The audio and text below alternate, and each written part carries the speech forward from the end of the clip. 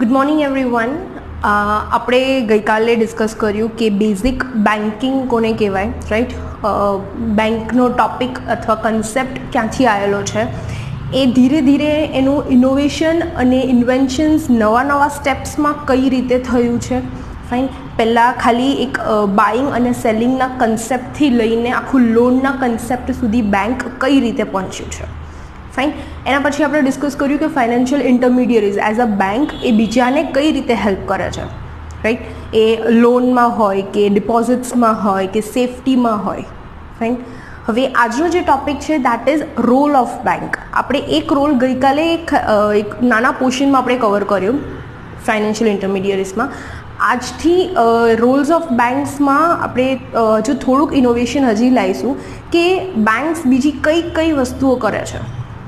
આપણને ખબર છે કે નોર્મલી આપણે જ્યારે બેંકમાં જઈએ છીએ તો શું કરવા જતા હોઈએ છીએ, મે બી બેંકમાં બી નહીં પણ એની બાજુની આપણે એટીએમમાં જતા હોઈએ છીએ, રાઈટ.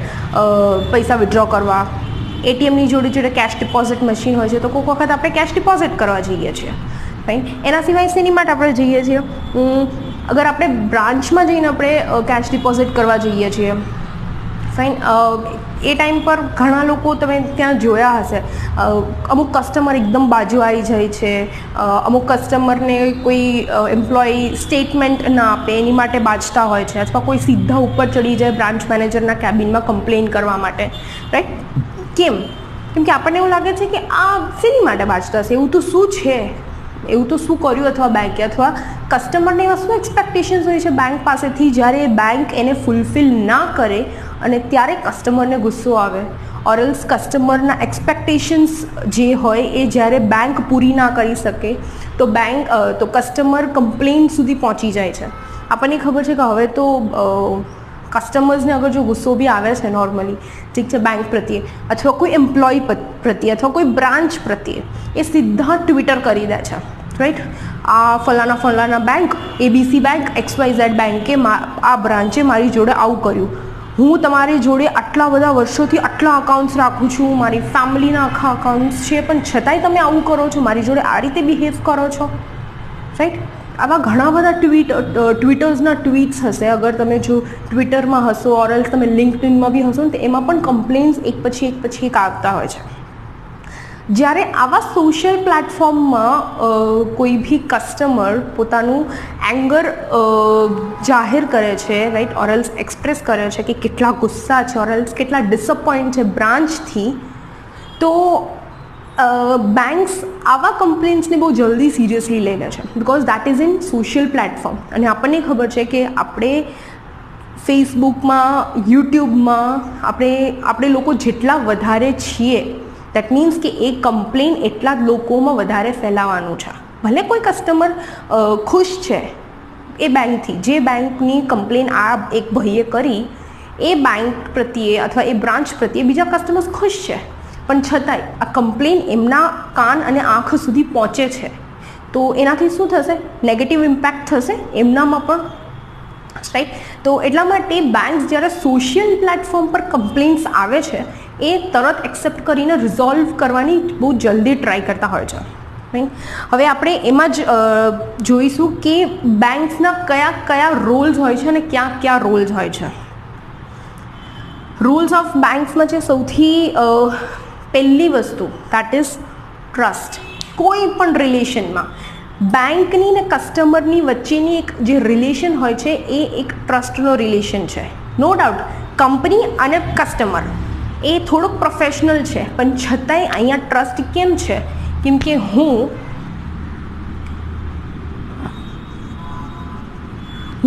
દરરોજ મારા બેંકમાં વિઝિટ કરું છું. શું કરવા માટે? હું ચેકબુક્સ લેવા જાઉં છું, રાઈટ. મારી ડેબિટ કાર્ડ ત્યાં આવી હોય તો હું એ લેવા જાઉં છું, હું કેશ ડિપોઝિટ કરવા જાઉં છું, કેશ વિથડ્રો કરવા જાઉં છું, હું બ્રાન્ચ મેનેજરને કોઈ વસ્તુ હોય અથવા કોઈ અકાઉન્ટ રિલેટેડ કોઈ મારે ક્વેરી છે અથવા કોઈ મિસઅન્ડરસ્ટેન્ડિંગ છે અથવા કોઈ બી વસ્તુ છે, સપોઝ મને મેલ આવ્યો છે તો મારે એનું કન્ફર્મેશન લેવા જવું કોઈ વસ્તુની, ઘણી વખત ઘણાને ફોન કોલ્સ આવતા હોય છે ફ્રોડમાંથી, ખબર છે કે તમે આટલા રૂપિયા તમે જીતી ગયા છો, તમારો અકાઉન્ટ નંબર આપો અને એમાં જમા કરી દઈશું. આવા કોઈ ક્વેશ્ચન હોય, એ ક્વેશ્ચન માણસો અહીંયા પૂછવા જતા હોય છે બેંકમાં. તો હું આટલા બધા ક્વેશ્ચન્સ એમની પાસે કરવા જાઉં છું. શું કામ? એટલા માટે જ નહીં કેમ કે મારું અહીંયા અકાઉન્ટ છે, પણ એટલા માટે કેમ કે મને અહીંયા ટ્રસ્ટ છે. Reena trust this bank, right? હું એટલા માટે અહીંયા જાઉં છું. મારા ખુદના જે અકાઉન્ટ્સ છે એ ઓલમોસ્ટ મારે 4 બેંકોમાં અકાઉન્ટ્સ છે. સૌથી વધારે મારું જે હું યુઝ કરું છું, સપોઝ XYZ બેંક છે જેમાં હું સૌથી વધારે યુઝ કરું છું, તો મારી બધી વસ્તુ હું આ જ બેંકમાં રાખીશ. નો ડાઉટ બાકીના જે 3 છે એ હું નોમિનલ પૈસા રાખવા માટે રાખીશ કે કોઈક વખત કોઈ ડેબિટ કાર્ડ ના ચાલ્યું તો આમાંથી કોઈનું એક ડેબિટ કાર્ડ ચાલી જશે, રાઈટ? મોસ્ટલી હું બધું આમાં કરીશ. કેમ કે મને આના ઉપર ટ્રસ્ટ બેસી ગયો છે. મને કસ્ટમર્સને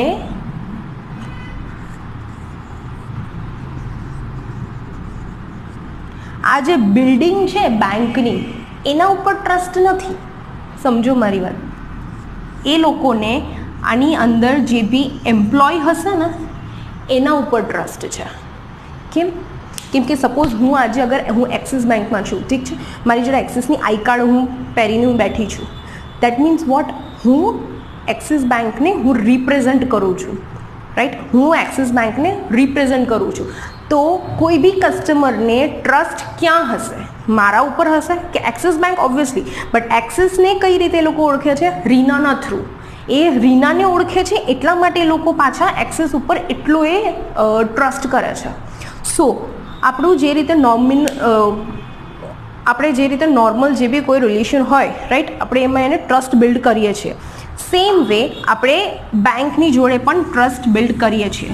હવે સપોઝ માની લો તમારા કોઈ ફ્રેન્ડ છે, રાઈટ, કોઈ બી તમારા ક્લોઝ ફ્રેન્ડ, બેસ્ટ ફ્રેન્ડ, કંઈ બી, જેની જોડે તમે દરરોજ બહાર જતા હોય છો, તમે એકદમ મજા કરતા હોય છો, ખાવા પીવાનું, નાસ્તો, પિક્ચર, આ તે બધા જોડે જતા હોય છો, રાઈટ?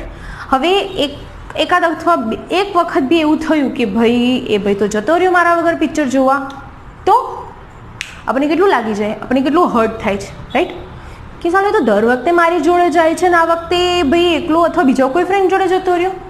આપણા માટે, તમારા માટે શું થાય કે ભાઈ એને તો મારો ટ્રસ્ટ બ્રેક કર્યો, એને મને ડિચ કરી, તો એમને જતો રહ્યો મને કીધા વગર. પણ તો આવી ગયો પછી મને કહે છે, બોલો, રાઈટ?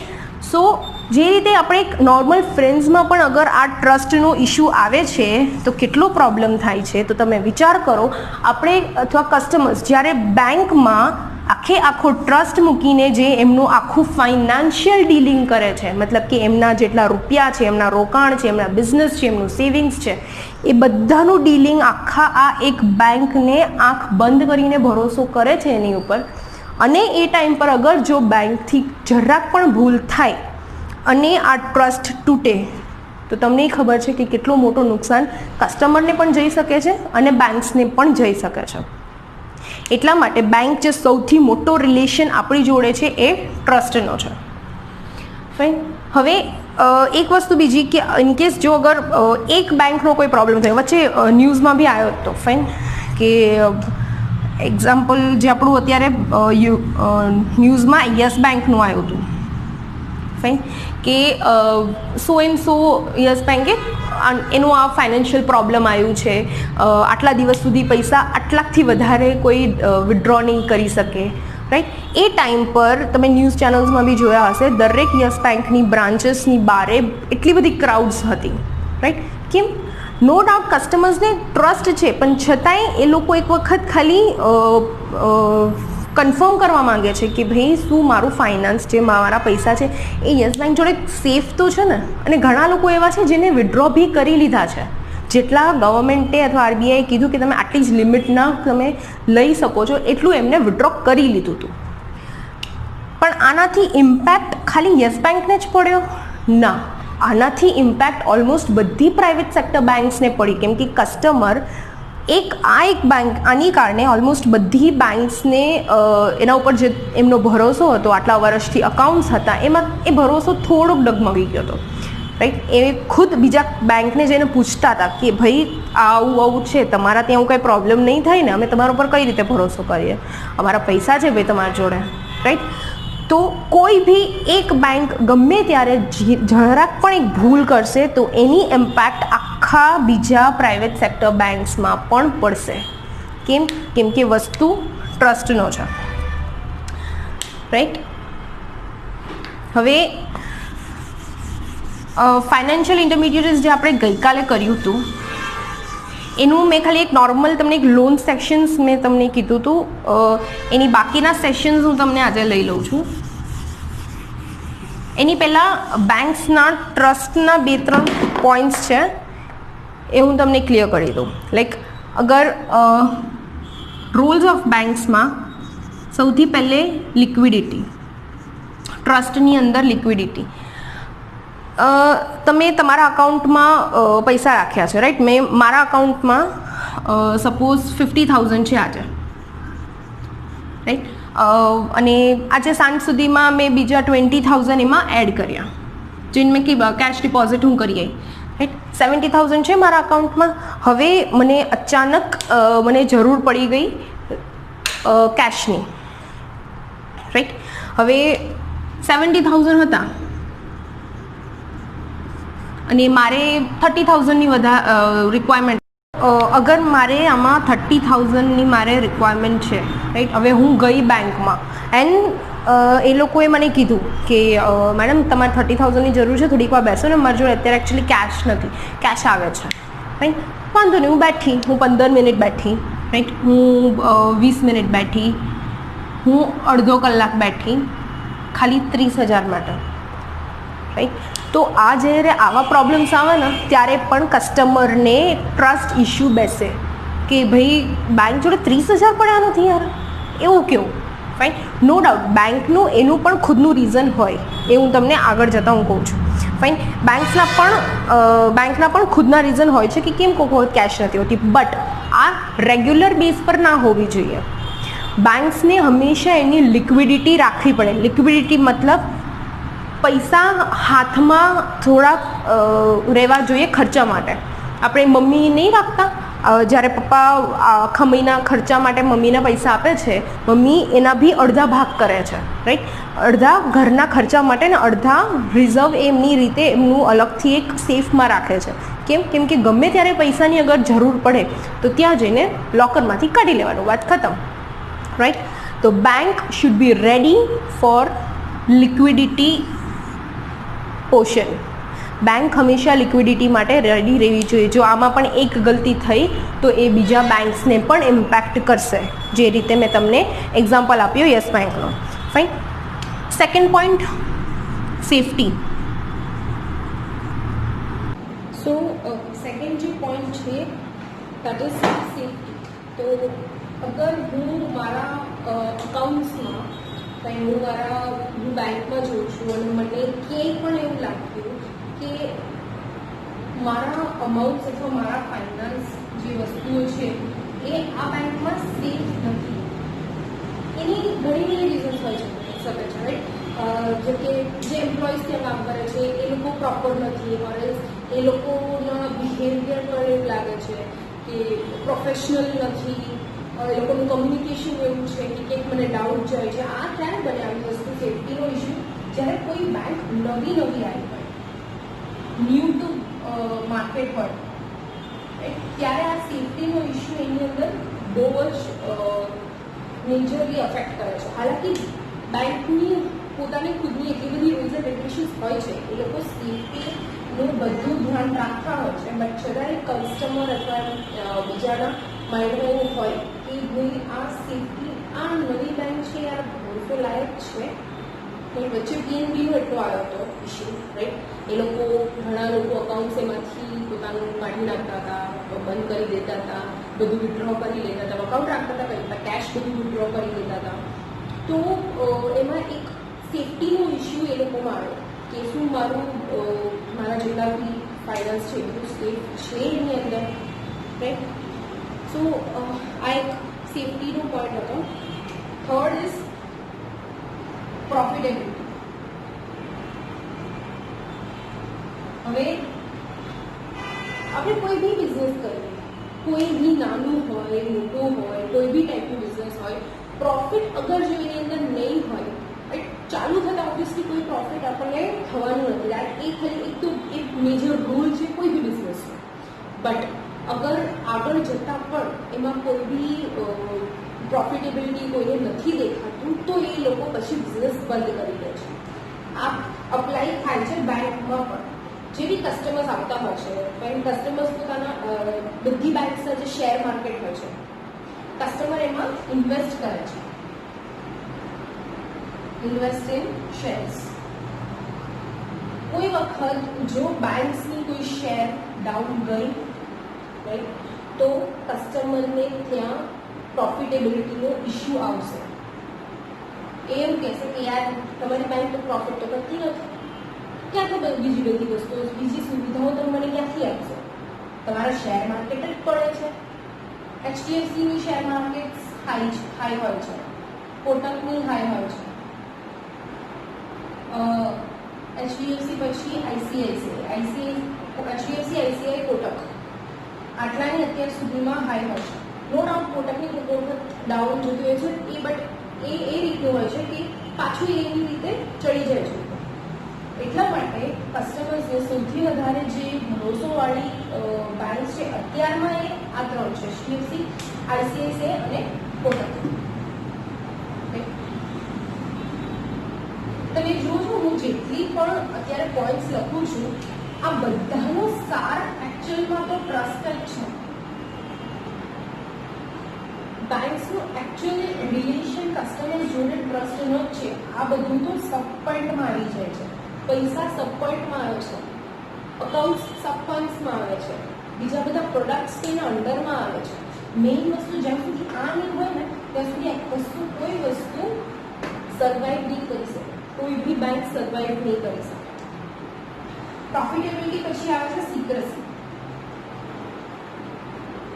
આપણા ફ્રેન્ડ્સમાં હોય છે ને, જો મેં તને કીધું છે વસ્તુ, તું જો બીજા કોઈને કીધું ને તો ભાઈ આપણા બંનેનું ફ્રેન્ડશિપ ખતમ, હવે હું તારો વાત નહીં કરું. શું આપણે કહેતા હોઈએ છીએ, રાઈટ? આપણે મમ્મીને પણ કહેવાય, મમ્મી પ્લીઝ આ તારી મારી વચ્ચેની સિક્રેટ છે, પ્લીઝ પપ્પાને ના કહે. આપણે ભાઈને જ કહેતા હોય છે, હું મારા ભાઈને બહુ કહેતી હોઉં છું, રાઈટ? ભાઈ આ ભાઈ એની વચ્ચેનો સિક્રેસી છે. અગર જો મમ્મી અથવા પપ્પાને ખબર પડી તો બસ એમાં તો રિલેશન તો ના તૂટે પણ થોડું ઘણું બાજવાનું થઈ જાય. બટ એ તો રિલેશન પાછું રિકવર પણ થઈ જાય, કેમ કે ફ્રેન્ડ્સ છે, આપણી ફેમિલીઝ છે, રાઈટ? શું અગર તમારી બેંક તમારું ટ્રસ્ટ તોડશે એ ટાઈમ પર શું કરશે? તમે ટ્રસ્ટ કઈ રીતે તોડે? હવે જ્યારે મેં ફર્સ્ટ સ્ટાર્ટિંગ કર્યું હતું ત્યારે મેં તમને કીધું કે મારી જોડે ઓલમોસ્ટ 4 બેંક્સના અકાઉન્ટ્સ છે, બટ એક એવી બેંક છે XYZ જેની અંદર હું મારા બધા ફાઇનાન્સ કામ કરું છું. આના હું બધા એમ્પ્લોઈઝને ઓળખું છું, છેલ્લા 10 વર્ષથી હું કરું છું, રાઈટ? હું ખાલી એના અમદાવાદના જ બ્રાન્ચની નહીં પણ હું રાજકોટની બ્રાન્ચની વાળાને પણ ઓળખું છું, સુરતના બ્રાન્ચ વાળાને પણ ઓળખું છું, કેમ કે મારું ડિલિંગ્સ થતું હોય છે, મારા ટ્રાવેલિંગ્સ થતા હોય છે. તો હું મારે જ્યારે પણ એ બેંકનું કામ હોય તો એ પર્ટિક્યુલર બ્રાન્ચમાં હું જતી હોઉં છું. તો હવે એટલો ટાઈમમાં તો મને ઘણા બધા લોકો ઓળખી ગયા છે, બ્રાન્ચ મેનેજર સુધી મને બધા ઓળખી ગયા છે, રાઈટ? એક એવા રિલેશન છે. એનો મતલબ શું થાય? હું મારા ફાઇનાન્શિયલ મારે જેટલું બી હશે એ બધું હું આ બેંક જોડે શેર કરીશ કે સર જો મારે છે ને મારી મમ્મી 5 વર્ષ પહેલાં FD કરાવી હતી, તો જેની હવે મેચ્યોરિટી આવવાની છે. બેંક મેનેજર મને પૂછશે, અચ્છા કેટલાની હતી FD? એ હશે સમથિંગ 5-6 લાખની. તો બધું થઈને આ ઇન્ટરેસ્ટ મને 6.5-7 લાખ તો મળશે, 6.5 લાખ તો મળશે મને FDમાં. તો હવે હું એ વિચારું છું કે એની તમારા બેંકમાં FD કરાવી. તો મેં અત્યારે એમની પાસે શું મારી સિક્રેટ વાત કીધી કે મારી જોડે ઓલમોસ્ટ 6.5 લાખ આવવાની છે. And 6.5 lakh is not a small amount, it is a huge amount, right? જે આ 6.5ની અમાઉન્ટ છે એ નાની અમાઉન્ટ નથી, રાઈટ? એ ઇટ્સ અ હ્યુજ અમાઉન્ટ. હવે અગર આ બ્રાન્ચ મેનેજરે મારી આ જે સિક્રેટ છે અગર આ એમને બીજા કોઈ બ્રાન્ચ મેનેજર જોડે અથવા એના કોઈ કલીગ જોડે ડિસ્કસ કર્યું ને રિવીલ કર્યું કે મારા એક કસ્ટમર છે આવા રીનાબેન, જેમનું આટલા આટલા અમાઉન્ટ આવવાનું છે, રાઈટ, અરે મને આ વસ્તુ ક્યાંથી ખબર પડે, તો તમને શું લાગે છે કે હું આ બેંકમાં પછી અકાઉન્ટ રાખીશ? ચલો મેં અકાઉન્ટ રાખી લીધું, તો કે બ્રાન્ચ મેનેજર મને બહુ ખાસા ટાઈમથી ઓળખે છે, મારા ઘરે આવી ગયા છે, મને સોરી કહેવા માટે આવ્યા પછી કે પ્લીઝ તમે મારા બેંકમાંથી અકાઉન્ટ ના બંધ કરાવશો, ભાઈ હું માની બી ગઈ, ચલો ઠીક છે તમારા બેંકમાંથી હું મારું અકાઉન્ટ નહીં બંધ કરું, બટ પછી હું શું અહીંયા ફાઇનાન્શિયલનું ડીલિંગ કરીશ? હું મારી કોઈ બી વસ્તુ એક નાની એક એફડી પણ હું 10,000 વાળી બી હું અહીંયા કરાવીશ નહીં કરાવ, કેમ કે મને જે ટ્રસ્ટ હતો એ ટ્રસ્ટ એ લોકોએ બ્રેક કરી નાખ્યો છે. કોઈ ભી બેંકને ભલે કોઈ ભી કસ્ટમરની કોઈ ભી ટાઈપની સિક્રેટ હોય, ઠીક છે, આ ખાલી બેંક નથી, હું એમ્પ્લોઈઝની વાત કરું છું. આપણે જ્યારે બી બેંકમાં જોબ કરીશું, કોઈ બી ટાઈપની તમને ઇન્ફોર્મેશન કોઈ કસ્ટમર વિશે મળે છે તો એ કોઈ દિવસ ક્યાંય કોઈને પણ રિવીલ નથી કરવાની. આ ભલે કોન્ટ્રાક્ટ ના હોય પણ આમાં એક ઇન્ટેન્જિબલ કોન્ટ્રાક્ટ છે, રાઈટ. ઇન્ટેન્જિબલ મની જે રીતે આપણું ગઈકાલનું હતું એ રીતનું કે આપણને દેખાતું નથી પણ આપણા અકાઉન્ટમાં પૈસા પડ્યા છે, દેટ મીન્સ ઇન્ટેન્જિબલ, રાઈટ. એ રીતનું આમાં એક ઇન્ટેન્જિબલ કોન્ટ્રાક્ટ છે. કોન્ટ્રાક્ટ લખેલું ક્યાંય નથી કે હું બેંક છું, મારું આટલું કામ છે અને હું આ શપથ લઉં છું, એવું ક્યાંય નથી લખેલું, રાઈટ. આ ઇન્ટેન્જિબલ વસ્તુ છે અને આ એમનું બહુ મોટું એક રોલ છે, એમની ડ્યુટી છે. આ વસ્તુ સૌથી મોટી ડ્યુટી છે સિક્રેસી મેન્ટેન રાખવાની. કેમ કે કસ્ટમરને ટ્રસ્ટ હોય છે, રાઈટ. નો રિવીલિંગ.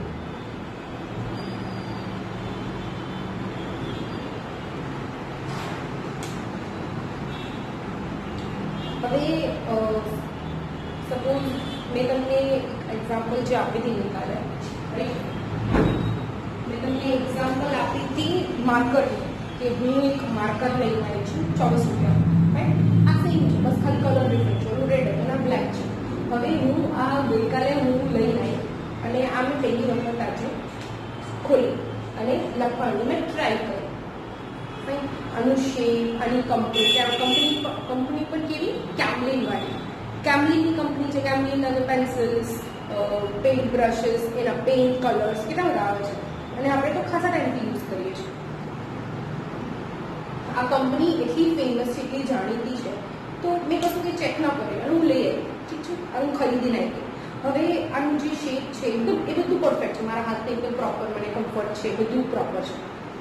હવે એના પછી મેં એને લખવાની ટ્રાય કરી તો આનું જે પોઈન્ટ છે એ મને પ્રોપર ફાવ્યું નહીં. કેમ કે આમાં બહુ વધારે પડતું ઇંક બહાર નીકળે છે, એવું બધું છે, રાઈટ. તો આની ક્વોલિટી ખરાબ છે એક તો, રાઈટ. એના પછી મેં કેમલિન વાળાને એક મેલ કરી નાખ્યો કંપની કે ભાઈ હું તમારી જે માર્કર છે એ હું આટલા ટાઈમથી યુઝ કરું છું, જ્યારથી મેં મારી ક્લાસીસ સ્ટાર્ટ કરી છે અથવા હું જ્યારથી ટ્રેનિંગ્સ કરું છું ત્યારથી તો હું તમારું માર્કર યુઝ કરું છું. આ છેલ્લા 2 વખત એવું થયું કે તમારી માર્કરમાં મને આવી પ્રોબ્લેમ આવી, પણ મેં મેલ લખીને જવા દે. 2 દિવસ પછી એમનો કોઈ રિપ્લાય નથી આવ્યો, ઠીક છે. મેં પાછો એક મેલ કર્યો કે તમે આ રીતે તમારા કસ્ટમરને સાચવો છો, હું આટલા વર્ષથી હું તમારી પ્રોડક્ટ યુઝ કરું છું, હું લઈ રહી છું, રાઈટ, હું પે કરું છું આની માટે, અને પછી તમે આ રીતનું મને સર્વિસ આપો છો કે તમે મને જવાબ નથી આપતા, રાઈટ. એવો એક મેલ નાખીને મોકલી દીધો. પછી એમનો રિપ્લાય આવ્યો કે we are sorry to hear this, કે તમને આટલો ખરાબ એક્સપિરિયન્સ થયો છે, તો વી આર લિટરલી સોરી અને અમે ટ્રાય કરીશું કે નેક્સ્ટ ટાઈમથી આવું ના થાય, એટલું હતું, રાઈટ. બટ એ મને મારે પણ એટલું જ જોઈતું હતું કે એ મને આટલું લખી મોકલે. કોઈ બી કસ્ટમરને આટલી જ વસ્તુ જોઈએ કે એ કોઈ બી બેંક અથવા કોઈ બી કંપની જેવી છે એ આ કસ્ટમર જે ગુસ્સે છે એની વસ્તુ સાંભળે અને એની માટે અપોલોજી કરે, જો એ લોકોના ભાગમાં ભૂલ હોય તો, રાઈટ. તો મારે બી એટલું જ જોઈતું હતું કે ભાઈ તમે માની લો તમારી ભૂલ છે અને થોડું પ્લીઝ નેક્સ્ટ ટાઈમથી પ્રોપર કરો, મને ખાલી એટલું જ જોઈતું. બટ અહીં પ્રોબ્લેમ શું થયો, મને જવાબ ક્યારે આવ્યો?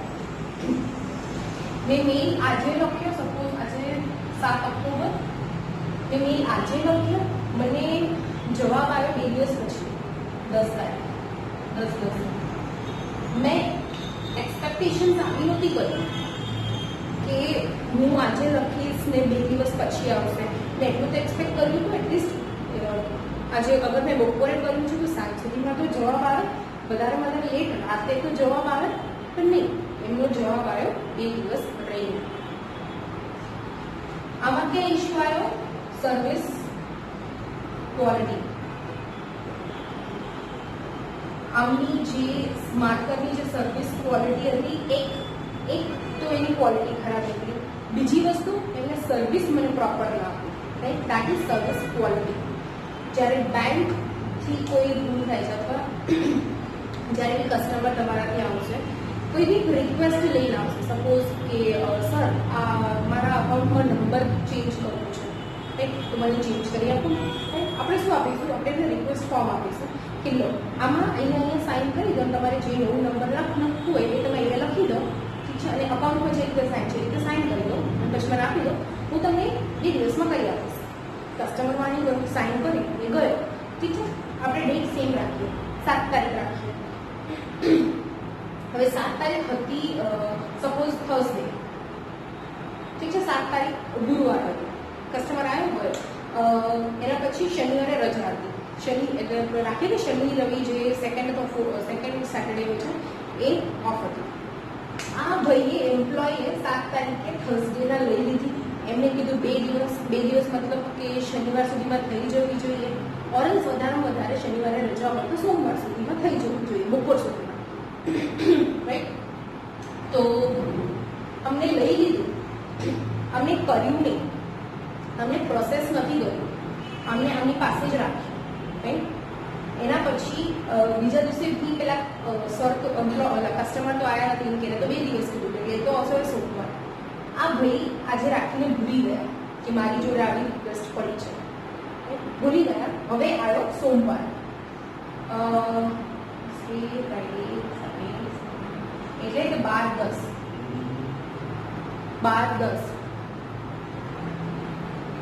એટલે 5 દિવસ ગયા. વાત હતી 2 દિવસની, 5 દિવસ ગયા. બોલો કસ્ટમર આવી ગયો બપોરના કે સર પેલું નંબર ચેન્જ થઈ ગયું હશે ને હવે, કેમ કે મારે થોડું કામ હતું એકચ્યુઅલી ઓટીપી માટે. જૂનો જે નંબર છે ને એ મારો બંધ થઈ ગયો છે, મારે અર્જન્ટ પેમેન્ટ કરવાનું છે, જેને કારણે મારું જે ઓટીપી છે એ ઓટીપી આ નવા નંબર પર આવવાનું છે, તો હું કરી લઉં ને. ત્યારે આ ભાઈને યાદ આવ્યું કે મેં તો પ્રોસેસ કરી નથી હજુ સુધી, રાઈટ? એમને કસ્ટમરને શું કીધું કે હા જો મેં તો કરી નાખી હતી, પણ મને લાગે છે ટેકનિકલ એરરની કારણે હજુ થયું નથી, હું જોઈ દઉં અને 5 મિનિટ બેસો ને. એને 5 મિનિટ ત્યાં બેસાડી, રાઈટ? 5 મિનિટ બેસાડી અને એના પછી એમને ચેક કર્યું. ચેક માટે કશું કંઈ હતું ને, એમને તો કર્યું જ નથી પ્રોસેસ, એમને ખાલી એમને ચેક કર્યું. એમને એવું કીધું કે આમાં મેં તો કરેલી છે, બટ આની અંદર ખબર નહીં કે ટેકનિકલ એરરની કારણે શો નથી કરતું, રાઈટ? સાંજ સુધીમાં લગભગ થઈ જવું જોઈએ, ઠીક છે? કસ્ટમર માની લે, કોઈ વાંધો નહીં, હોઈ શકે, ટેકનિકલ એરર પણ હોઈ શકે. અને પછી એમને એવું બી કીધું કે તો વચ્ચે સેટરડે સન્ડે પણ આવ્યો ને, એટલે મે બી ડિલે થયું હશે. કસ્ટમરે માની લીધું કે ફાઇન, વાંધો નહીં, તો હું પેમેન્ટ થોડીક વાર પછી કરીશ, હું સાંજ સુધી રાહ જોઉં છું, રાઈટ? આ ભાઈએ 12 તારીખે જ્યારે એ કસ્ટમર ગયા અને તરત એમને પ્રોસેસ એને કરી નાખી. હવે વસ્તુ એ છે કે એકચ્યુઅલમાં પણ એને અગર 2 દિવસ લાગે છે તો આને હવે હજુ 2 દિવસ જોઈશે, એટલે એને હજુ 14 તારીખ થશે, રાઈટ? આને પ્રોસેસ કરી 12 તારીખે, સાંજે ના થયું, બીજા દિવસે કસ્ટમર આવ્યા, રાઈટ? કસ્ટમર આવીને ગુસ્સે થયા કે તમે મને 2 દિવસ કીધું પણ હજુ નથી થયું. ફાઇનલી એ માણસ બ્રાન્ચ મેનેજર પાસે જાય છે અને બ્રાન્ચ મેનેજર એમ્પ્લોયને બોલાવે છે અને કન્ફરન્ટ કરે છે કે તે ક્યારે કરેલું છે. કન્ફરન્ટ કરવાની બી જરૂર નથી, સિસ્ટમમાં જુઓ એટલે ખબર પડે કે આ અકાઉન્ટમાં ક્યારે કઈ રિક્વેસ્ટ ક્યારે ચડાયેલી છે અથવા ક્યારે પ્રોસેસ કરેલી છે અને કઈ એમ્પ્લોય પાસેથી પ્રોસેસ કરેલી છે, એટલે વાત તો એમને બી ખબર પડી કે 7 તારીખે તો થઈ નથી, એકચ્યુઅલમાં 12 તારીખે થઈ છે. પછી બ્રાન્ચ મેનેજરે એમને મનાયા, સોરી કીધું, ફાઇન, એમની રીતે એમને મનાયા, બધું કીધું, કસ્ટમર શાંતિથી ગયો અને ફાઇનલી જે બધું કમ્પ્લીટ થયું એ 14 તારીખે થયું, જે ઓલમોસ્ટ 10 તારીખે થવું જોઈએ. કેટલા દિવસની થાય એમને? એક અઠવાડિયું આખું, ખાલી ફોન નંબર ચેન્જ કરવાનો, રાઈટ. હવે જે કસ્ટમરને પેમેન્ટ એટલી જલ્દી કરવાનું હતું ને એને આટલા પ્રોબ્લેમ્સ થાય છે, ફાઇન, અને એને ટાઈમ લીધો અને એટલું ગેપ રાખ્યો અને એટલું પેશન્સથી એને કામ આ બધું કર્યું, ફાઇનલી એનું કામ ક્યારે પત્યું? 14 તારીખે. આ શેની જોડે ડીલિંગ થાય છે? સર્વિસ ક્વોલિટી જોડે. કસ્ટમર તો સીધું એ કસ્ટમર એ કમ્પ્લેન્ટ બી નાખી શકે છે કે ભાઈ આ તો લિટરલી મને મેન્ટલી ટોર્ચર કરે છે. હું એટલા માટે તમને સ્પેસિફિક આવા વર્ડ્સ કહું છું કેમ કે આવા બધા વર્ડ્સ મેં જોયેલા છે કસ્ટમર્સ પાસેથી. તમે ટ્વિટર્સના અકાઉન્ટ્સ ચેક કરી શકો છો કોઈ બી બેંકના, લિંક્ડઇનમાં અકાઉન્ટ્સ ચેક કરી શકો છો કોઈ બી બેંકના. તમને ખબર પડશે કે લિટરલી આ લોકો બધા આવા કમ્પ્લેન્ટ્સ કરી રહ્યા છે. તો તમે આ બધા હું જે વર્ડ્સ બોલી રહી છું કે મેન્ટલ ટોર્ચર, રિલેશનશિપ, આટલા વર્ષની રિલેશન, આટલા અકાઉન્ટ્સ, આટલા રિલેશન મેન્ટેન કર્યા છે, તમને એને આટલો બિઝનેસ ગ્રો કરીને આપેલો છે બેંકને, છતાંય તમે અગર મને આ રીતે સર્વિસ ક્વોલિટીમાં ઇસ્યુ આપો છો તો મને તમારા બેંકમાં અકાઉન્ટ રાખીને મને કોઈ ઈચ્છા છે નહીં, હું મારું મન કરી શકું છું. આવા પણ હું તો બી પોલાઇટ વેમાં કહું છું, તમને શાંતિથી તમને હું ત્યારે સમજાવું છું કમ્પ્લેન્ટ્સ, બટ એકચ્યુઅલમાં કમ્પ્લેન્ટ્સ આટલી શાંતિથી નથી હોતી, રાઈટ. બહુ બાજુનું થાય છે, બહુ દમ ધડાકા થાય છે. તો as a role of bank મતલબ કે તમારો રોલ આમાં શું આવે છે? ટ્રસ્ટ માટે લિક્વિડિટી, બેંક પાસે લિક્વિડિટી હોવી જોઈએ, તરત કસ્ટમર્સને કેશ આપી દેવા માટે, સેફટી, એમના કેશની સંભાળ તમારે રાખવાની છે કેમ કે એ તમારા પર ભરોસો કરીને બેસે છે, પ્રોફિટેબિલિટી, અગર જો બેંક કોઈ પ્રોફિટ નહીં કમાઈ શકે તો બેંકને કસ્ટમર્સને ટ્રસ્ટ નીકળી જશે, સિક્રેસી, કોઈ બી કસ્ટમરને કોઈ બી વસ્તુ રિવીલ કરવું અલાઉડ નથી તમારે, not even to your colleague, તમારી બાજુમાં બેઠેલા માણસ બી હશે તો એને પણ તમને રિવીલ કરવાનો કોઈ હક નથી, કોઈ રાઈટ નથી. લાસ્ટ સર્વિસ ક્વોલિટી, તમે જે કસ્ટમર પાસેથી રિક્વેસ્ટ લો છો, જ્યારે લો છો, જે ટાઈમ પર લો છો, બને ત્યાં સુધી કસ્ટમરની સામે રિક્વેસ્ટ પ્રોસેસ કરવાની. હોઈ શકે ઘણી વખત કે ભીડ વધારે હોય તો ના બી મેળ પડે, રાઈટ, ઇટ્સ ઓકે. તો બટ એટલું કરી લેવાનું કે તમારાથી થાય એટલું એ કસ્ટમરનું જે ફોર્મ છે એ ફોર્મને કમ્પ્લીટ કરી દેવાનું, સો ધેટ તમારે જ્યારે રિક્વેસ્ટ એને ચડાવવાની હોય, પ્રોસેસ કરીને સ્કેન કરીને ચડાવવાની હોય એ ટાઈમ પર તમને વધારે ટાઈમ ના લાગે, રાઈટ. હું કયા ટાઈપના રિક્વેસ્ટ હોય છે એ બી હું તમને લિસ્ટ કરીશ, અત્યારે નહીં બટ આગળ જતાં હું તમને લિસ્ટ કરીશ, right.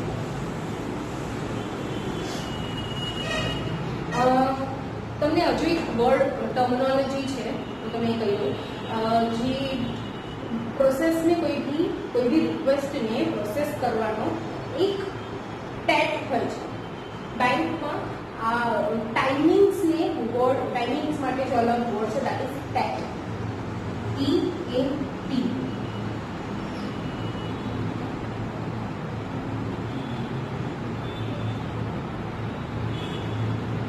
TAT. Turn around time. Turn around time મતલબ કોઈ બધી અલગ અલગ ટાઈપની જેટલી બી પ્રોસેસ હોય છે બધાને અલગ અલગ એક ટાઈમ હોય છે. કે સપોઝ નંબર ચેન્જ છે તો હવે સવારે ચડાવો છો સાંજ સુધીમાં નંબર ચેન્જ થઈ જાય છે.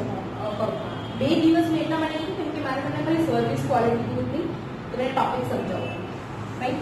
તો સપોઝ એડ્રેસ ચેન્જ છે, ઠીક છે, અગર જો ડોક્યુમેન્ટ્સ બધા પ્રોપર કસ્ટમર લાવે છે તમે સવારે અથવા બપોરે બી ચડાવો છો તો બી લેટ નાઇટ સુધીમાં એડ્રેસ ચેન્જ થઈ જાય છે. એટલે આવી બધી પ્રોસેસીસ છે જે ખાલી એક દિવસનું જ ટેટ માંગે છે.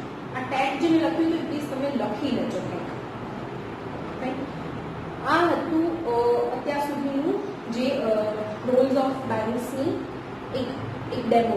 હવે એક એક્ટિવિટી છે તમારા લોકો માટે, રાઈટ. એક સ્ટોરી છે. સૌથી પહેલાં તો જેટલું હું અત્યારે લખી ગઈ liquidity, profitability, secrecy, fine, quality, એ બધા ઉપર એક નાની સ્ટોરી એક્ટિવિટી છે. દેટ ઇઝ કે સપોઝ મિસ્ટર સતીશ છે, રાઈટ. મિસ્ટર સતીશ છે એ એમનું જે અકાઉન્ટ છે એ છે એબીસી બેંક, રાઈટ. અત્યારથી નથી, ઓલમોસ્ટ 8 વર્ષ થયા છે. તો એ બધાને ઓળખે છે બેંક બ્રાન્ચમાં, બ્રાન્ચ મેનેજર, એમ્પ્લોય, પ્યુન સહિત, વોચમેન, સિક્યોરિટી ગાર્ડ બધાને ઓળખે છે. હવે અચાનક દિવસ એની ન્યૂઝમાં એવું સાંભળ્યું કે આ બેંકમાં રેડ પડી છે અને આ બેંક સેફ નથી, રાઈટ. આ બેંક સેફ નથી. હવે આ ભાઈને થઈ ગયું બીપી હાઈ, એનું વધી ગયું બ્લડ પ્રેશર વધી ગયું, રાઈટ. એ ગયા બેંક પાસે. એ બેંક પાસે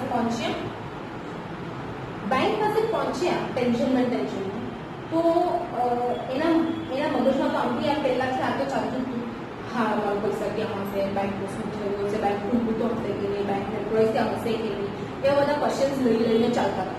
હવે આ ક્વેશ્ચન્સ લઈને ચાલ્યા, બેંક પહોંચ્યું તો એમને એવું જોયું કે ભાઈ યુઝ્યુઅલ ક્રાઉડ કરતાં ભીડભાડ જે દરરોજ હોય છે એના કરતાં પણ આજે ભીડભાડ થોડું વધારે છે.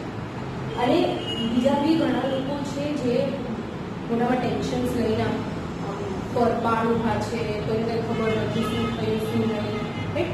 પછી સતીશભાઈ અંદર ગયા, બેંકની અંદર ગયા, તો જે એમ્પ્લોયઝ છે ને એ મસ્ત મજાના ઊભા છે, બધા એકબીજા જોડે વાતો કરે છે.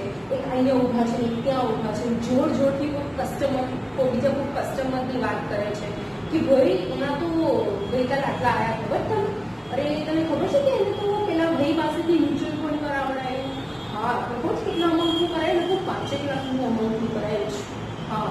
અને ઓલા જે બીજા જે પેલાના ભાઈ છે એ ગઈકાલ અબ્રોડથી આવ્યા છે, અમેરિકાથી આવ્યા છે, તમને ખબર છે, રાઈટ. તો આ રીતે એક એમ્પ્લોય બીજા એમ્પ્લોય જોડે કસ્ટમરની વાત આ રીતે વાત કરતા હતા, રાઈટ, જોરથી. સતીશભાઈને કશું કંઈ સમજાણું નહીં, એ થોડાક કન્ફ્યુઝ થઈ ગયા. એના પછી એમને શું કર્યું, સતીશભાઈ ગયા એમના ફાધર ઇન લો પાસે, રાઈટ. એ ગયા એમના ફાધર ઇન લો પાસે. એમના ફાધર ઇન લો એક સિનિયર બ્રાન્ચ મેનેજર છે, કોઈ બી બીજી એક રેપ્યુટેડ બેંકના સિનિયર બ્રાન્ચ મેનેજર છે, ઠીક છે, બહુ સિનિયર લેવલ છે. તો એ ગયા એમના ફાધર ઇન લો પાસે અને એમની પાસે જઈને એમને વાત કરી કે હું આ રીતે ગયો હતો અને ન્યૂઝમાં આ રીતે જોયું, મારું તો બેંકમાં એ જ બેંકમાં મારું એકાઉન્ટ છે, રાઈટ. અને મેં ન્યૂઝ જોયું આવું બધું થયું છે, હું ગયો હતો બેંકમાં તો આવું હતું, રાઈટ. એના પછી એમના ફાધર ઇન લોએ એમને સમજાવ્યું કે તારે એની ચિંતા કરવાની જરૂર નથી, ઠીક છે, કેમ કે કોઈ બી બેંક હોય જ્યારે એ અગર આવું કંઈ થયું બી હોય ને તો જે ડિપોઝિટરના પૈસા છે એ એમને સેફલી મળી જશે, એમના એ પૈસા ક્યાંય જશે નહીં. એટલે તું એવી ચિંતા છોડી દે, તું જે રીતે ચિંતા કરે છે એવું કશું જ નહીં થાય. બેંક અગર જો બંધ બી થશે ને તો બી આ પૈસા ક્યાંય નહીં છે, તમારા લોકોના પૈસા ક્યાંય નહીં છે, રાઈટ. સતીશ ઘરે આવતો શાંતિ. આ આખી જે સ્ટોરી છે આમાં એક્ટિવિટી એ છે કે આ જે સતીશ છે એ તમે છો, રાઈટ. એક્ટિવિટી નંબર 1, તમે લિસ્ટ ડાઉન કરશો કે સતીશ જ્યારે બેંકમાં જતો હતો, રાઈટ, એને જ્યારે ન્યૂઝ જોયું અને એ જ્યારે બેંકમાં જતો હતો ત્યારે એના મનમાં જેટલી બી વસ્તુ હતી, જેટલો પણ ડર હતો, રાઈટ, એન્ઝાઇટી મતલબ વિચાર, ટેન્શન, ઇમેજિનેશન, કલ્પના કરવું, રાઈટ, દેટ મીન્સ એન્ઝાઇટી. સતીશના માઇન્ડમાં કેટલી એન્ઝાઇટીઝ હતી, કઈ એન્ઝાઇટીઝ હતી, લિસ્ટ ઓફ એન્ઝાઇટીઝ. આ તમારે લખવાનું છે. તમારે એવું વિચારવાનું છે કે તમે સતીશ છો અને તમારી જે બેંક હતી એની જોડે આવું બધું થયું છે, તમારું અકાઉન્ટ છે અને તમારા અકાઉન્ટમાં 2 લાખ રૂપિયા પડ્યા છે અને એની સિવાય એફડીઝ બીજી 5 છે 50,000 રાઈટ, એટલે 2.5 લાખની સાથે. ફર્સ્ટ એક્ટિવિટી કે લિસ્ટ કરો તમારી એન્ઝાઇટીઝ કઈ કઈ છે, તમે કયા કયા વિચાર આવ્યા છે.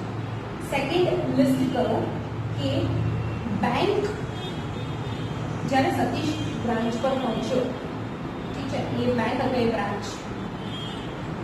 એ બ્રાન્ચના માણસો શું કરી શકતા હતા, એ લોકોનું એક્શન શું હોવું જોઈએ જ્યારે મતલબ કે એને એ લોકોને કસ્ટમર જોડે વાત કરવી જોઈતી હતી, શું કરવું જોઈતું હતું, રાઈટ.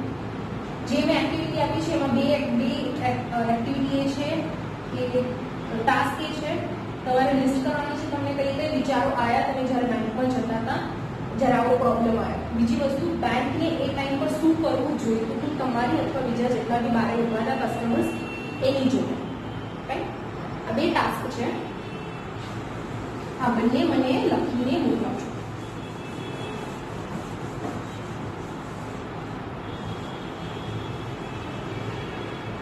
આઈ હોપ કે તમને સિરિયસનેસ હવે ખબર પડી છે. મેં ગઈકાલે એટલે થોડું ઘણું લાઇટ રાખ્યું કેમ કે તમે ખાલી બેંકને પહેલા સમજો કે ક્યાંથી આવ્યું હતું એ બેંક અને શું કામ આવ્યું, ફાઇન.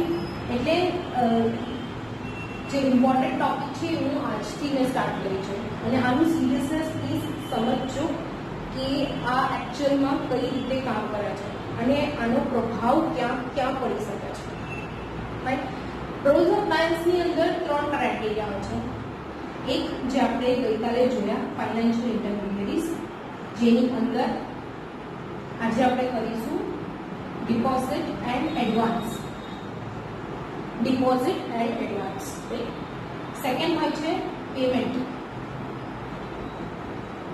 પેમેન્ટની અંદર હોય છે કલેક્શન, ફોરેક્સ, અને જે થર્ડ છે અધર ફાઇનાન્શિયલ સર્વિસીસ. અધર ફાઇનાન્શિયલ સર્વિસીસમાં મ્યુચ્યુઅલ ફંડ, ઇન્સ્યોરન્સ એ બધું આવી જાય છે, right. Safe deposit, keeping, advisory, right. આજે જે કવર કરશું એ આ હશે ડિપોઝિટ એન્ડ એડવાન્સ. ડિપોઝિટમાં મતલબ મેં લગભગ તમને ગઈકાલે બી સમજાવ્યું કે કોઈ બી માણસ અગર બેંકમાં જાય છે અને પૈસા જમા કરે છે, એનું અકાઉન્ટ છે ત્યાં અને પૈસા ત્યાં જમા કરે છે, એ કોણ થયા? ડિપોઝિટર. હું સપોઝ મારા મમ્મીના અકાઉન્ટમાં બી પૈસા અગર હું જમા કરાવવા જઈશ તો હું પણ ડિપોઝિટરમાં જ આવું છું, રાઈટ. હવે ડિપોઝિટ એન્ડ એડવાન્સમાં જે બેંક છે એ 2 સપોર્ટિવ સિસ્ટમમાં કામ કરે છે, 2 લોકોમાં. ડિપોઝિટ્સમાં એકમાં કામ કરે છે દેટ ઇઝ રેસિડેન્ટિયલ ઇન્ડિવિજ્યુઅલ્સ માટે,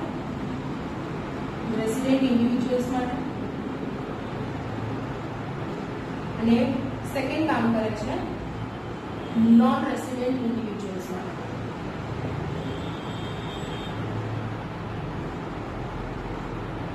રાઈટ. રેસિડેન્ટ ઇન્ડિવિજ્યુઅલ્સ મતલબ આપણા તમારા જેવો, મારા તમારા જેવો જે ઇન્ડિયામાં રહે છે, રાઈટ, જે લોકલ છે ઇન્ડિયાના જ રહે છે. નોન રેસિડેન્ટ્સ મતલબ જે એનઆરઆઈ છે, રાઈટ. આ ક્વેશ્ચન જે એનઆરઆઈ વાળો ક્વેશ્ચન છે પ્લીઝ પ્રોપરલી સમજો. હું પહેલા તમને રેસિડેન્ટ ઇન્ડિવિજ્યુઅલ્સ વાળો તમે કવર અપ કરી દઉં છું, એના પછી તમારે આ નોન રેસિડેન્ટ્સનું કવર અપ કરું છું, રાઈટ.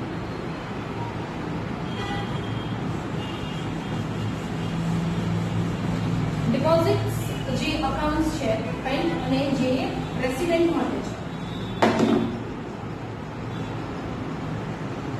ફર્સ્ટ પોઈન્ટ વાળો જે રેસિડેન્ટ માટે છે, બેંક આપે છે 2 વસ્તુ, એક ડિમાન્ડ ડિપોઝિટ, એક ફિક્સ ડિપોઝિટ.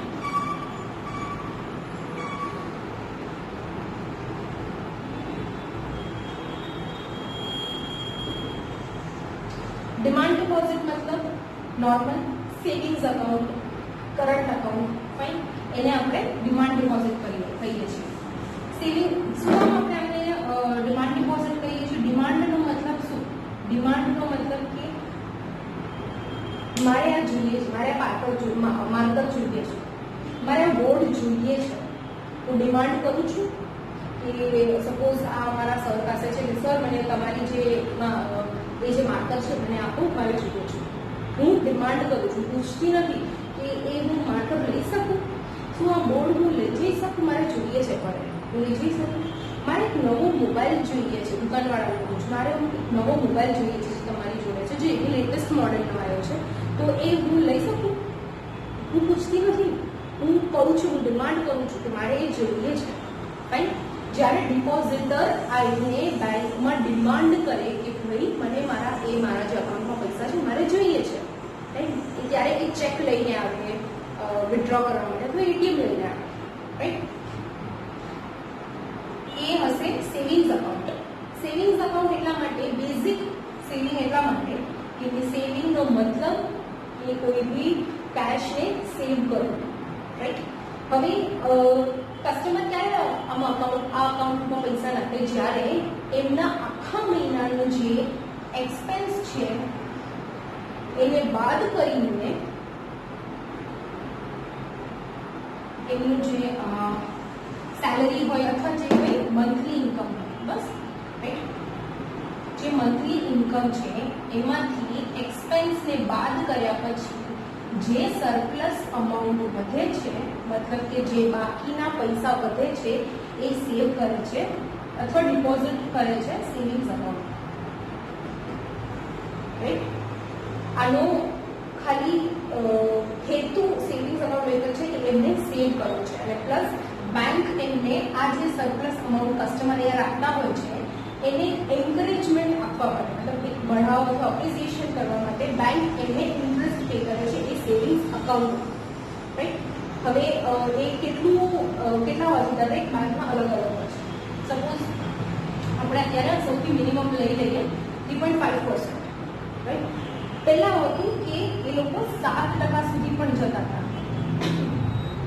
રાઈટ? અત્યારે આઈડીએફસી બેંક 7% આપે છે. રાઈટ? હવે એ થોડું ઘટાડીને 3.5% સુધી આપે છે. દેટ મીન્સ કે અહીંયા સપોઝ મેં 10,000 રાખ્યા આખા મહિનામાં, તો મને દરરોજના કેલ્ક્યુલેશન પ્રમાણે મને 3.5% લેખે મને દર ક્વાર્ટરલી કાં તો દર 3 મહિને મળશે મને, કાં તો 6 મહિને. રાઈટ? કાં તો 3 મહિને ઇન્ટરેસ્ટ મારા અકાઉન્ટમાં જમા થશે, કાં તો 6 મહિને મને ઇન્ટરેસ્ટ જમા થશે મારા અકાઉન્ટમાં. બટ એવું નથી તમે એક દિવસ રાખી દીધું અને બીજા દિવસે મેં આને 0 કરી નાખ્યું તો એવું નહીં થાય, તો તમને ઇન્ટરેસ્ટ નહીં મળે. રાઈટ? દરરોજ રાત્રે જેટલી બેલેન્સ હશે એના ઉપર ઇન્ટરેસ્ટ ગણવામાં આવે છે. એટલા માટે કેમ કે કસ્ટમર હોય શકે કે તમે એવું કહો કે ભાઈ બેંક તમને 3.5% આપશે, તો આજના દિવસમાં રાખે 10,000 શું માણસો એ 5 લાખ બી રાખશે, બટ એ આજની રાત સુધી એ લોકો તો 5 લાખ બી રાખશે, પછી કહેશે લાવ 3.5%. એક દિવસ રાખ્યો શું 3.5%? એનું બેંક તમને એવી તો કઈ પ્રોફિટ થઈ ગઈ બેંકને કે તમે 5 લાખ એક જ રાત માટે રાખીને પછી બીજા દિવસે અથવા 6 મહિના રહીને તમે એક દિવસનું 3.5% આપો.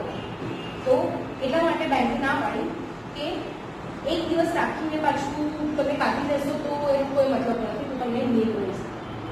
તમારે દરરોજ ભલે વધઘટ થાય, આજે 10,000 છે તો આજે રાતે 10,000 ઉપર કેલ્ક્યુલેશન થશે, કાલે 2,000 જ રહ્યા મારે તો એ 2,000 ઉપર થશે, એના બીજા દિવસે પાછા મારે 30,000 થયા તો એ 30,000 ઉપર 3% થશે. રાઈટ? તો મારા દરરોજના રાતના બેલેન્સ ઉપર મારું આ જે ઇન્ટરેસ્ટ રેટ છે એ કેલ્ક્યુલેટ થશે. રાઈટ? સેવિંગ્સ અકાઉન્ટમાં રિસ્ટ્રિક્શન આપેલી છે બેંકે, નો ડાઉટ કે એ લોકો આપે છે ઇન્ટરેસ્ટ રેટ. રાઈટ? પણ એમાં રિસ્ટ્રિક્શન એ છે કે તમે અમુક અમાઉન્ટ સુધી જ એને વિથડ્રો કરી શકશો. રાઈટ? સપોઝ મારા અકાઉન્ટમાં 50,000 છે અને મારું જે અકાઉન્ટ છે એમાં 10,000 તો લેવા જ જોઈએ. તમને તમારા પપ્પાએ પૂછ્યું હશે કોઈ દિવસ કોઈ બેંકના માણસોને કે હું તમારી પાસે ખાતું તો ખોલાવું પણ મારે આ વર્ડ યુઝ કર્યા છે. મારે એમાં કેટલા રોકવાના? રોકવાના મતલબ કે મિનિમમ બેલેન્સ કેટલી હોવી જોઈએ. ઓલમોસ્ટ અત્યારે બધી બેંક્સની 10,000 હોય છે, અમુક બેંક્સની હોય છે કોઈક વખત 25,000, રાઈટ? દેટ મીન્સ કે આટલા તો હોવા જ જોઈએ. હવે કન્સેપ્ટમાં એવું છે કે આ તમે પ્રોપરલી સમજજો. કન્સેપ્ટ સેવિંગ્સ અકાઉન્ટનો કન્સેપ્ટ કયો છે કે એ લોકો જે કહે છે ને કે આ 10,000 રાખવાના, રાઈટ? 10,000ની એવરેજ મેન્ટેન થવી જોઈએ. 10,000ની એવરેજ મેન્ટેનનો મતલબ આખા 30 દિવસનો મહિનો છે, 30 દિવસના જે એવરેજ થાય એ 10,000 થવા જોઈએ. કોઈક વખત ઘણાને આ કેલ્ક્યુલેશન ના સમજાય, તો સિમ્પલ વસ્તુ 10,000 ઇન્ટુ 30, રાઈટ? તો 3 લાખ થયા.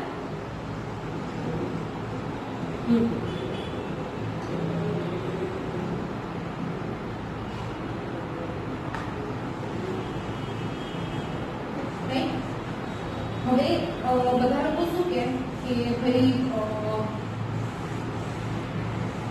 આગળ જ્યારે આ રીતે આપણે એવરેજ એ લોકોને સમજાવવા જઈએ ને તો એ લોકો શું કે મારે 30 લાખ થઈ ગયા, 3 લાખ. એ લોકો શું કે મારે 3 લાખ રાખી રાખો ને ભાઈ, મારી જોડે 3 લાખ રૂપિયા હોય તો હું બીજું એફડી ના કરી લઉં. એ લોકોના મગજમાં આ રીતે બેસે છે. જ્યારે તમે કસ્ટમરને સમજાવો ને કે એવરેજ 10,000ની હોવી જોઈએ તો સીધા કેલ્ક્યુલેશન 3 લાખની કરી રહ્યા છે. એમને એ રીતે સમજાવવાનું કે સર તમારી જોડે બે ઓપ્શન છે. કાં તો જો તમારી જોડે હોય કેશ 3 લાખ તો એક રાત્રે તમે રાખી રાખો, આખી રાત. બેંક જ્યારે પણ એવરેજ કેલ્ક્યુલેશન કરે છે ને એ આખા દિવસની કેલ્ક્યુલેશન નથી કરતી.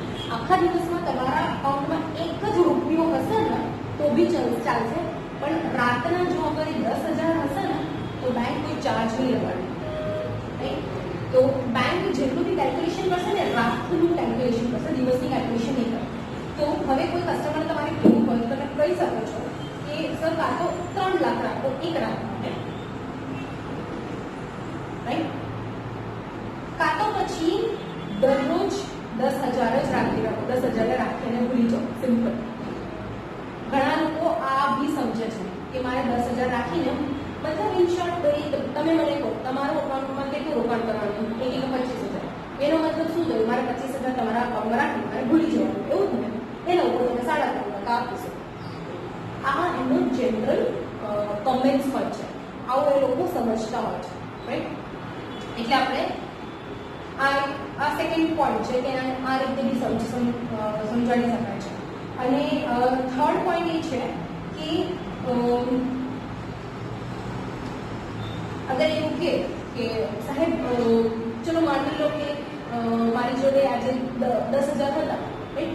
હવે કાલે મારે જરૂર પડી કે 5,000 વિડ્રો કરી દઉં તો, રાઈટ?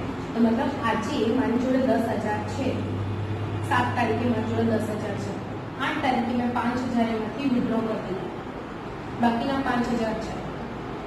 હવે આ 8 તારીખે આખું બેલેન્સ 5,000 જ છે. 9 તારીખે પણ સેમ, 10 તારીખે પણ સેમ, ઠીક છે? કોઈ વાંધો નહીં, ચાલશે સર. તમને ચાર્જ નહીં લાગે. ક્યાં સુધી ચાર્જ નહીં લાગે? જ્યાં સુધી તમે આજે 10,000 અહીંયા તમે રાખ્યું તો એ જ વસ્તુ પાછું લાવશો તો. મતલબ અગર 10 તારીખે આ છે તો 11 તારીખે તમે પાછું 10,000 અહીંયા રાખો.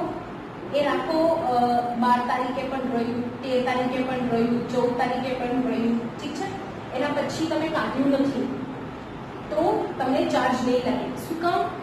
કેમ કે 7 તારીખે જે 10,000 હતી રાતના એના પછી તમે કાઢી લીધું 3 દિવસ માટે, અને પછી એની સામે તમે આખો મહિનો પાછો 10,000 રૂપિયાથી વધારે રાખ્યું તો આ જે અહીંયા વચ્ચે ખોટ જે ગયો હતો એને પૂરી નાખ્યું. આ જે આખા મહિના તમે એક્સ્ટ્રા 10,000 રાખશો અને એની સામે જે 3 વખત તમે કાઢી નાખ્યા 5,000 એ ખોટ પૂરી નાખશે. એટલે તમને ચાર્જ લાવવાની સંભાવના નથી. સપોઝ 30 દિવસ છે, 30 દિવસમાંથી 20 દિવસ તમારા ખાતામાં ખાલી 5,000 હતા અને બાકીના 10 દિવસ 10,000 હતા, તો તો ચાર્જ લાગશે. કેમ કે 30 દિવસમાંથી મેજોરિટી દિવસ તમારા અકાઉન્ટમાં તો પૈસા જ નહોતા, ખાલી જે 10 દિવસ હતી એમાં જ હતા, તો એટલાકમાં બેંક ચાર્જ તમને લગાડશે. તો કસ્ટમરને એ રીતે સમજાવવાનું કે તમારાથી જેટલું થાય એટલું તમારે વધારે આમાં રાખવાનું, એટલીસ્ટ 10,000. આમાં બેંક રિસ્ટ્રિક્શન એટલા માટે લગાડે છે વિથડ્રો કરવા માટે, કેમ કે આ જે અકાઉન્ટ છે એ સેવિંગ્સ અકાઉન્ટ છે. આ બીજા કોઈ પર્પસ માટે નથી. સેવિંગ અકાઉન્ટ ખાલી સેવિંગ કરવા માટે જ રાખ્યું છે. તમારે વારંવાર કાઢવું છે, તમારા બિઝનેસમાં નાખવું છે તો તમારે સેવિંગ્સ અકાઉન્ટ નહીં ખોલાવવાનું. સેવિંગ અકાઉન્ટ કેટલા લોકો ખોલાવી શકે છે?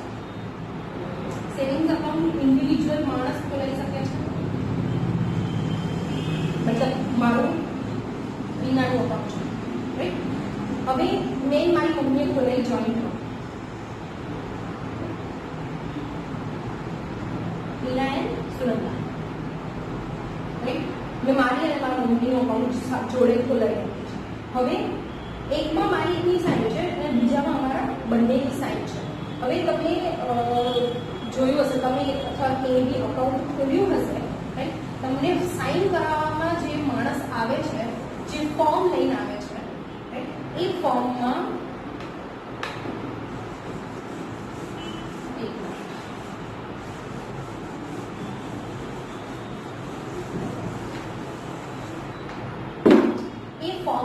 તમારું સપોઝ અહીંયા તમારો પાસપોર્ટ સાઇઝ ફોટો હોય છે અને એની નીચે અહીંયા મોટું એક બોક્સ હોય છે જ્યાં તમને એવું કહે છે કે આ બોક્સમાં ધ્યાનથી સાઇન કરજો અને બરોબર દેખાય ને એ રીતે સાઇન કરજો, ગુજવાડી ના કરવાની. તો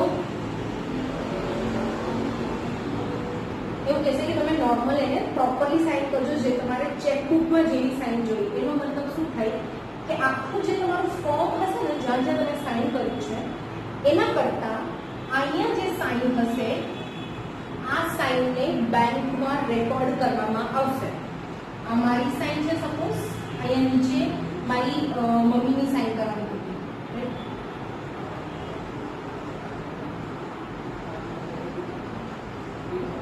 તો હવે બેંકમાં આ બંને સાઇન કનેક્ટ થઈ ગયા, રાઈટ? રીનાના સાઇનમાં આ આવ્યું, સુનંદાના સાઇનમાં આ આવી ગયું છે, રાઈટ?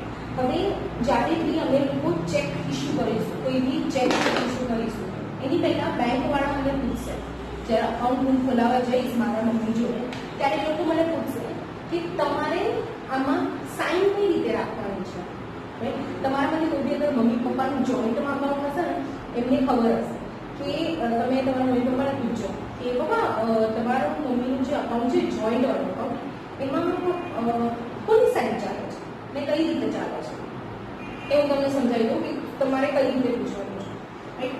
જ્યારે હું આ ફોર્મ જ્યારે અકાઉન્ટ ખોલાવીશ, ઠીક છે, બેંકવાળા મને આ રીતે સાઇન કરવાનું કહેશે, એટલે મેં મારી સાઇન કરી દીધી, મમ્મીની સાઇન કરી દીધી. પછી મને બેંકવાળા પૂછશે કે તમારે તમારા અકાઉન્ટમાં સાઇન કઈ રીતે રાખવું છે. મતલબ હું જ્યારે ચેક કોઈને આપીશ ત્યારે કોના સાઇનથી ચાલવું જોઈએ. હું એક કહીશ કે જોઈન્ટમાં ફર્સ્ટ કે મારી અને મમ્મીની સાઇન બંનેની હોવી જોઈએ, તો જ ચેક પાસ થવો જોઈએ, રાઈટ?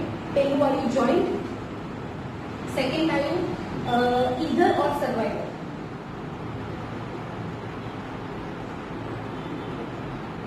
ઈધર ઓર સર્વાઈવર. ઈધર ઓર સર્વાઈવર મતલબ કે ફર્સ્ટ જોઈન્ટમાં ફર્સ્ટ પાર્ટર હું છું અને મમ્મી સેકન્ડ હોલ્ડરમાં છે, રાઈટ? ફર્સ્ટ હોલ્ડરમાં મારું જ્યારે હું કોઈ બી ચેક પાસ કરીશ ત્યારે હું સાઇન કરીશ. જ્યાં સુધી હું જીવતી છું ત્યાં સુધી હું સાઇન કરીશ, રાઈટ? હવે હું સાઇન કરીશ ત્યાં સુધીમાં આ ચેક ચાલવું જોઈએ. ભાઈ આ ચેક ચાલશે મારા સાઇન, મમ્મી નહીં સાઇન કરે તો બી ચાલશે. હવે સપોઝ કે મને કંઈક થઈ ગયું અને હું સાઇન કરવાની હાલતમાં નથી, તો સર્વાઈવર મતલબ મારા પાછળમાં કોણ છે આ અકાઉન્ટમાં? તો મારી પાછળમાં સુનંદાબેન મારી મમ્મી છે, તો અહીંયા મારી મમ્મીની સાઇન ચાલશે, અગર હું સાઇન કરવાની કેપેબલ ના હોઉં તો. રાઈટ. Third, anyone. एनीवन मतलब मारा अथवा रीना और सुनंदा में कोई भी एक साइन करશે તો બી ચાલશે. તમે જ્યારે ટ્રાન્ઝેક્શન કરશો, ટ્રાન્સફર કરશો, મતલબ અકાઉન્ટ તમે જ્યારે ઓપરેશન્સમાં હશો ત્યારે ચેક ટ્રાન્સફર માટે કોઈ આવ્યું હશે કે લોને આ મારું ટ્રાન્સફર કરવાનું છે, આ ખાતામાંથી મારા ખાતામાં પૈસા નાખવાના છે, રાઈટ. તો તમે જ્યારે ચેક લેશો ને અને જ્યારે તમે સાઇન કરશો, સાઇન જોશો, સોરી, એ જ્યારે સાઇન આ રીતે તમારા કમ્પ્યુટરમાં દેખાશે. આ સાઇન જોશો ને એની નીચે તમને નાનકડું લખીને દેખાશે કે અગર આ રીતે જોઈન્ટ એકાઉન્ટ હશે કે કોની સાઇનથી ચાલવી જોઈએ. એટલે અહીંયા કાં તો લખ્યું હશે કે એનીવન, કાં તો લખ્યું હશે ઈધર ઓર સર્વાઈવર, રાઈટ. કાં તો સિંગલ હશે તો અહીંયા સિંગલ લખશે, સિંગલ હશે તો કોઈ વાંધો નથી, તમારે ખાલી સીધો ચેક જ કરવાનો છે કે સાઇન બરોબર કરી છે ચેકમાં, રાઈટ. આ જે સાઇન જોવાનું રહેશે, ચેક કરવાનું રહેશે, પ્લીઝ ધ્યાનથી કરજો. ઘણા એવા કેસીસ બન્યા છે કે ચેકને ફોર્જ કરવામાં આવ્યું છે, ડુપ્લિકેટ કરવામાં આવ્યું છે, ચેક ચાક કરવામાં આવ્યું છે. એ ટાઈમ પર તમને જરાક પણ જો ડાઉટ લાગે કે આ ચેકમાં આની સાઇન બરોબર નથી, ભલે એ માણસ સામે આવ્યું હોય તો પણ કરતા નહીં. એવું નથી કે નહીં કરતા, પણ એ વખત તમારા બ્રાન્ચ હેડ અથવા તમારા ઓપરેશન હેડને પૂછી જો, મતલબ અગર આ મારી સાઇડ છે રીના, રાઈટ, હું આજે જે ચેક લઈને આવ્યો છું, મેં મારી પાર્ટનરને કોઈને ચેક આપી, એમાં આ રીતે છે, રાઈટ. અહીંયાથી મારું પગ છે, અહીંયા મારું પગ હું ભૂલી છું. ઘણી વખત એમ થાય કે હું તો જેન્યુઅન છું, કસ્ટમર જેન્યુઅન જ છે, એનો કોઈ ઇશ્યુ નથી, પણ પ્રોબ્લેમ ક્યારે થાય કે જલ્દીમાં સાઇન કરી નાખતા હોય અથવા જલ્દીમાં ચેક કાઢતા હોય, ફાડતા હોય, આપી દેતા હોય, એવા ટાઈમ પર સિગ્નેચર ઇશ્યુ થાય છે, પ્રોબ્લેમ થાય છે. ના નથી, બધા કસ્ટમર્સ ખરાબ કે ખોટા નથી હોતા, રાઈટ. બટ અમુક વખત આવું સંભાવના છે 100માંથી 1 જણાથી બી પ્રોબ્લેમ થઈ શકે છે. તો જ્યાં સુધી તમને ડાઉટ રહે છે તમારા મગજમાં, ત્યાં સુધી તમે ચેક પાસ નહીં કરતા. રાઈટ. તમારી નોકરી તમારા હાથમાં છે, હું તમને પ્યોર કહી દઉં છું. તો રાઈટ, આપણે જે વાત કરી that was savings account. Next જે આપણે વાત કરીશું એ હશે કરંટ અકાઉન્ટ, રાઈટ. ડિમાન્ડ ડિપોઝિટની અંદર સેકન્ડ છે current account. Current account mainly સૌથી પહેલા કોણ ખોલાવે? બિઝનેસ વાળા, બિઝનેસ પર્સન, જેનું પણ બિઝનેસ ઇન્કમ હશે. આ માણસ બિઝનેસની ઇન્કમ સેવિંગ્સ અકાઉન્ટમાં નહીં નાખી શકે, અલાઉડ નથી, અને ખાલી કરંટ અકાઉન્ટમાં જ નાખી શકશે. એટલા માટે જ એ લોકોને કરંટ અકાઉન્ટ ખોલાવ્યું છે. કરંટ અકાઉન્ટ કોણ ખોલી શકે? મતલબ આ બિઝનેસ પર્સન તો ખોલી શકે, પણ કયા ઓર્ગેનાઇઝેશન ખોલી શકે? HUF હોય છે, ઇન્ડિવિજ્યુઅલ માણસો હોય છે. અચ્છા, ઇન્ડિવિજ્યુઅલનો મતલબ હું ખુદ છું. ઇન્ડિવિજ્યુઅલ 2 અકાઉન્ટ ખોલી શકે છે, એક તો સેવિંગ્સ અકાઉન્ટ અને એક બીજું છે કરંટ અકાઉન્ટ. સેવિંગ અકાઉન્ટ રીનાના નામે મારું એક સેવિંગ્સ અકાઉન્ટ છે, રાઈટ. મારું જે ટ્રેનિંગ સેશન અથવા હું કંઈ બી હું જે બી કામ કરું છું, મારી જે સેવિંગ્સ અકાઉન્ટ છે, સેવિંગ્સ અકાઉન્ટમાં મારી સેલરી જાય છે સપોઝ, રાઈટ. હવે એની ઉપરાંત મારું બિઝનેસ બી છે, રીનાની ઓનલાઈન બિઝનેસ છે, રાઈટ. હું ઓનલાઈન બિઝનેસ કરું છું, જેમ કે એમેઝોન હોય છે, એ રીતે રીનાસ કંપની કરીને મારી કંપની છે ઓનલાઈન બિઝનેસની, મતલબ હું બિઝનેસની અંદરમાં છું, પણ નામ મારું ખુદનું જ છે. મેં કોઈ કંપનીનું નામ રાખ્યું નથી, ABC લિમિટેડ, આ લિમિટેડ, પેલું, એવી કોઈ મેં નામ રાખી નથી. મેં સીધું ખાલી લખ્યું છે મારું ખુદના નામે મેં ચાલુ કર્યું. કોઈ સર્ટિફિકેટની કશું કોઈ રિક્વાયરમેન્ટ નથી અગર ખુદના નામે કોઈ બિઝનેસ ચાલુ કરીએ છીએ તો, રાઈટ. આમાં પણ હું કરંટ અકાઉન્ટ ખોલી શકીશ, નામ મારું જ આવશે. જે રીતે સેવિંગ્સમાં નામ રીના આવે છે, એ રીતે કરંટ અકાઉન્ટમાં પણ મારું જ નામ આવશે, રીના જોન કરીને. પણ નેચર શું હશે અકાઉન્ટનો? અહીંયા સેવિંગ અકાઉન્ટ છે, આ મારું બિઝનેસ અકાઉન્ટ છે, કરંટ અકાઉન્ટ, રાઈટ. એટલું જ ખાલી ડિફરન્સ છે કે કોઈ ઇન્ડિવિજ્યુઅલ માણસ છે એ સેવિંગ્સ અકાઉન્ટ પણ ખોલાવી શકે છે અને એ માણસ કરંટ અકાઉન્ટ પણ ખોલાવી શકે છે. પણ કરંટ અકાઉન્ટ ખોલાવવા માટે મેઇન વસ્તુ એ છે કે એમને બિઝનેસ કરવું જરૂરી છે. બિઝનેસ વાળા ઇન્કમ હોવા જોઈએ. ફાઇન. પ્રોપ્રાઇટર, જે મેં ગઈકાલના લેક્ચરમાં બી કીધું, પાર્ટનરશિપ. ફાઇન.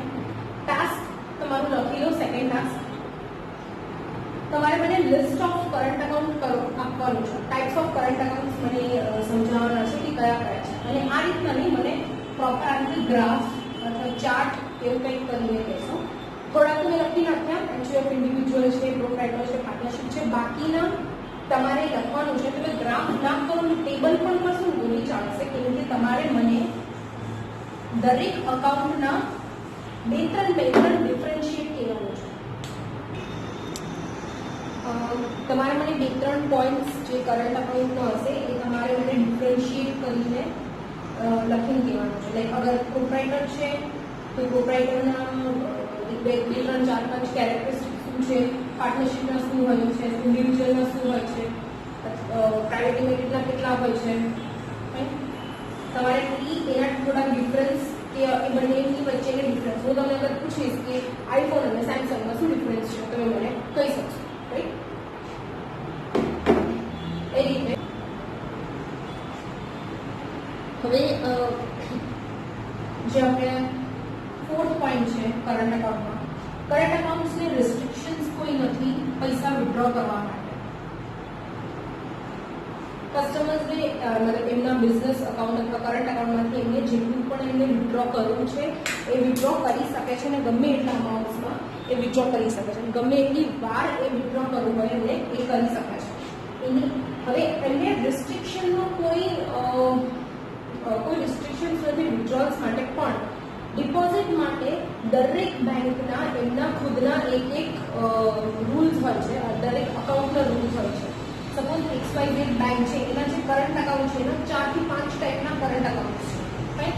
દરેક કરંટ અકાઉન્ટમાં અલગ અલગ રૂલ્સ હોય છે. કે સપોઝ પહેલું જે સૌથી બેઝિક કરંટ અકાઉન્ટ છે તો એમાં કસ્ટમર મહિનાના ખાલી 5 લાખ રૂપિયા ડિપોઝિટ કરી શકે છે.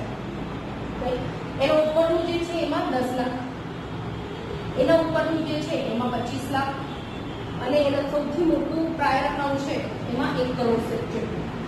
હવે સપોઝ કોઈ માણસ હોય જેના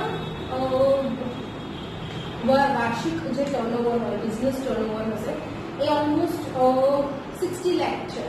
કોઈ તમે પૂછશો હોય તો એ કહેશે કે ભાઈ મારા આખા વર્ષમાં 60-70 લાખ જેટલું થાય છે. 60-70 લાખ મતલબ દર મહિનાના 5 લાખ એમનું ઇન્કમ હશે. ઠીક છે?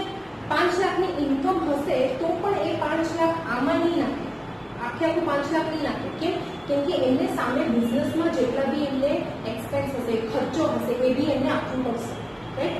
એ બાદ કર્યા પછી એમને કોઈ અગર બિઝનેસનો બીજો કોઈ હાલમાં પૈસાની ના જરૂર પડે તો એ 5 લાખ એ અહીંયા એમના કરંટ અકાઉન્ટમાં નાખી લેશે.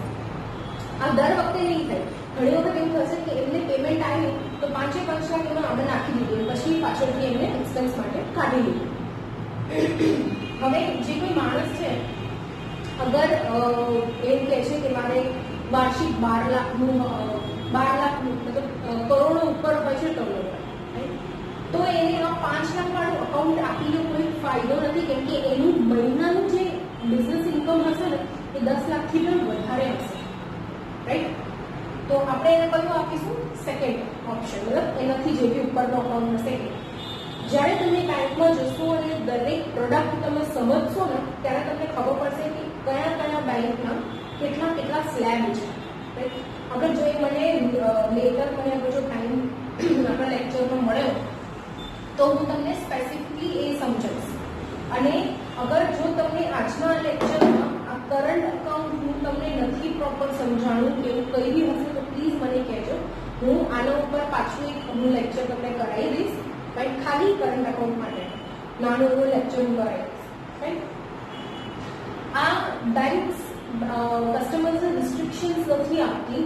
રિસ્ટ્રિક્શન્સ એના કોઈ નથી કે તમે ગમે એટલા વિથડ્રો કરી શકો છો. આની કારણે બેંક કરંટ અકાઉન્ટમાં ઇન્ટરેસ્ટ નથી આપતી, જે સેવિંગ્સ અકાઉન્ટમાં આપે છે 3.5%. રાઈટ? અને આને કોઈ ઇન્ટરેસ્ટ પેએબલ નથી. કરંટ અકાઉન્ટમાં કોઈ દિવસ ઇન્ટરેસ્ટ નથી આપતું કોઈ બી બેંક. ઠીક છે. કરંટ અકાઉન્ટના મેઇન બધા પોઈન્ટ્સ આવી ગયા છે. જી બેલેન્સની મેં સૌથી પહેલો પોઈન્ટ કીધું લિક્વિડિટી, કે એમને પૈસા રાખવા જ પડે કેમ કે કસ્ટમર્સના ડિમાન્ડ પણ મળે. હવે કસ્ટમરના જે ડિમાન્ડ હોય છે એ સેવિંગ અકાઉન્ટ વાળા કરતાં કરંટ અકાઉન્ટ વાળાની ડિમાન્ડ સૌથી વધારે હોય છે કેમ કે એમને બિઝનેસની રિક્વાયરમેન્ટ હોય છે. રાઈટ. તો એમને એમનું જે વિડ્રોલ હોય ને, જે પૈસા કાઢવા આવે બેંકમાં, એ 10-20 હજાર ના હોય કોઈ દિવસ. એ હંમેશા 20 લાખ, 5 લાખ, 10 લાખ હોય કેશ કાઢવાના હોય, જે લોકો કેશનું કામકાજ કરતા હોય. અમદાવાદમાં અહીંયા શાહીબાગ કરીને એક એરિયા છે, રાઈટ.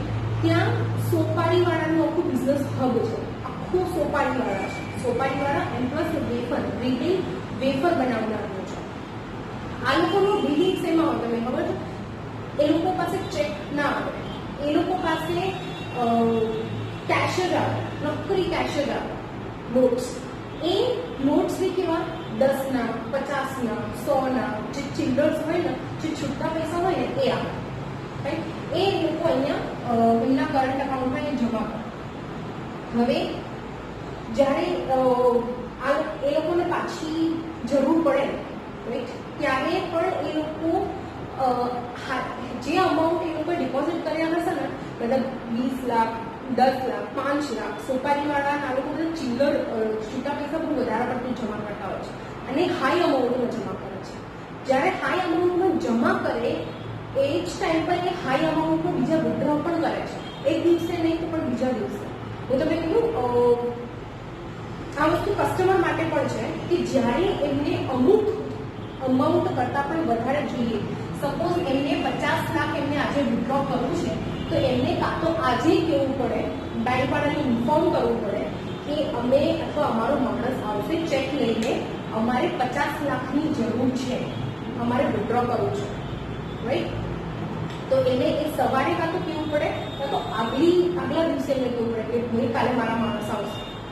અચાનક કોઈ કસ્ટમર આવી ગયું કે ભાઈ મારે મારા બિઝનેસ અકાઉન્ટમાંથી મારે 50 લાખ જોઈશે, મારા કાઢવા છે, તો એમાં થોડો પ્રોબ્લેમ એટલા માટે આવી શકે કેમ કે બેંક કેશ જે છે, પોતાના પૈસા જે છે એ વોલ્ટમાં રાખતા હોય છે. તમે કેશનું કાઉન્ટર છે ને, કેશના કાઉન્ટરની પાછળ એક બહુ મોટો રૂમ છે, સ્ટોર રૂમ નીચે બહુ મોટો રૂમ છે, ત્યાં લોકો કેશ રાખતા હોય છે.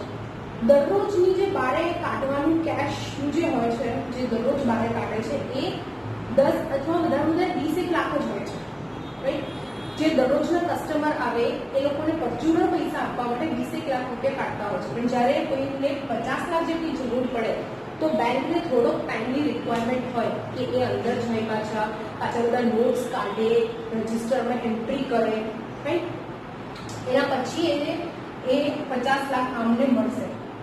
તો જ્યારે પણ કોઈ કસ્ટમરને આટલો મોટો અમાઉન્ટ વિડ્રો કરવાનું હોય તો એમને બેંકને અગાઉથી કહેવું પડે. આ જે ટોપિક હતો એકચ્યુઅલી આ કેશનો ટોપિક હતો. આ તમે ડોન્ટ વરી, આ હું જેટલું પણ બોલી છું, જેમ કે વોલ્ટ, રજિસ્ટર, કોમ્બિનેશન્સ, એ બધાની અલગથી હું ટોપિક લઈશ, કેશ ડિપાર્ટમેન્ટમાં આવશે.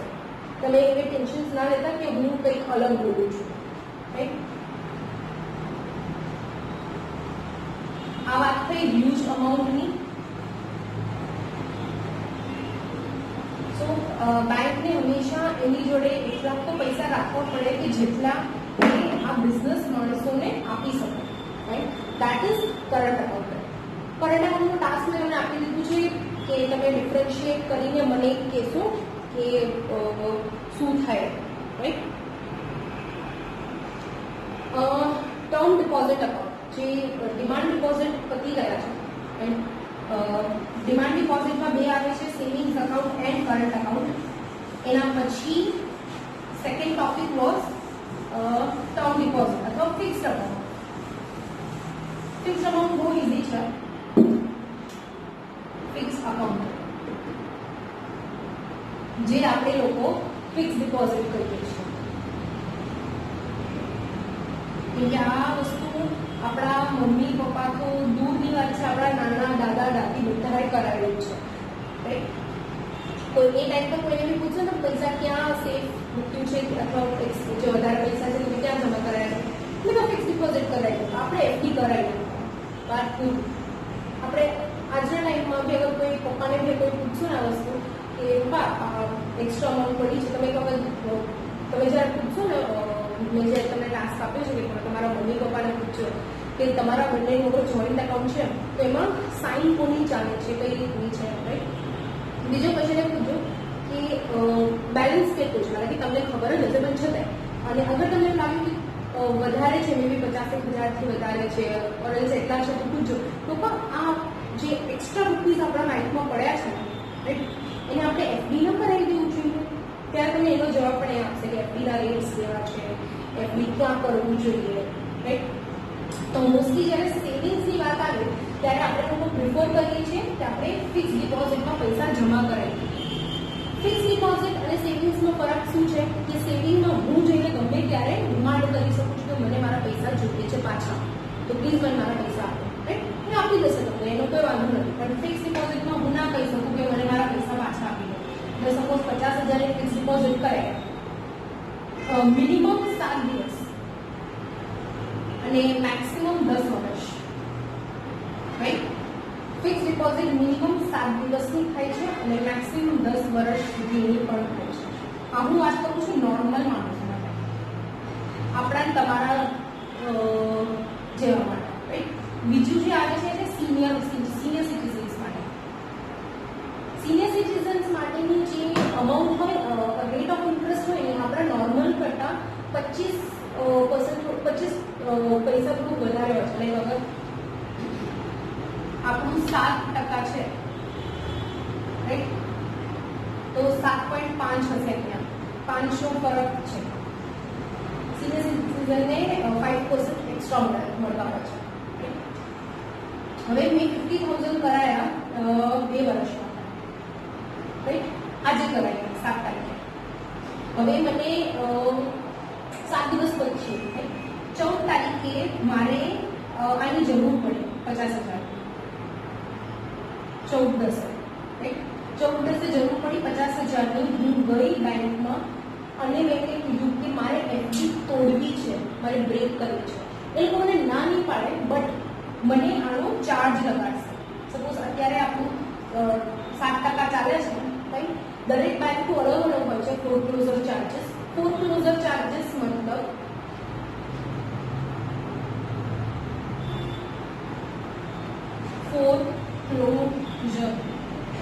ફોરક્લોઝર ચાર્જીસ મતલબ કે અગર તમે કોઈ ટાઈમ પીરિયડ માટે કોઈ વસ્તુ કરાયેલી છે, મતલબ એફડી છે, આરડી છે, મ્યુચ્યુઅલ ફંડ કરાયેલું છે, એ ટાઈમથી પહેલા, અમુક ટાઈમથી પહેલા અગર તમે તોડી નાખો છો તો એની તમારે પેનલ્ટી હોય.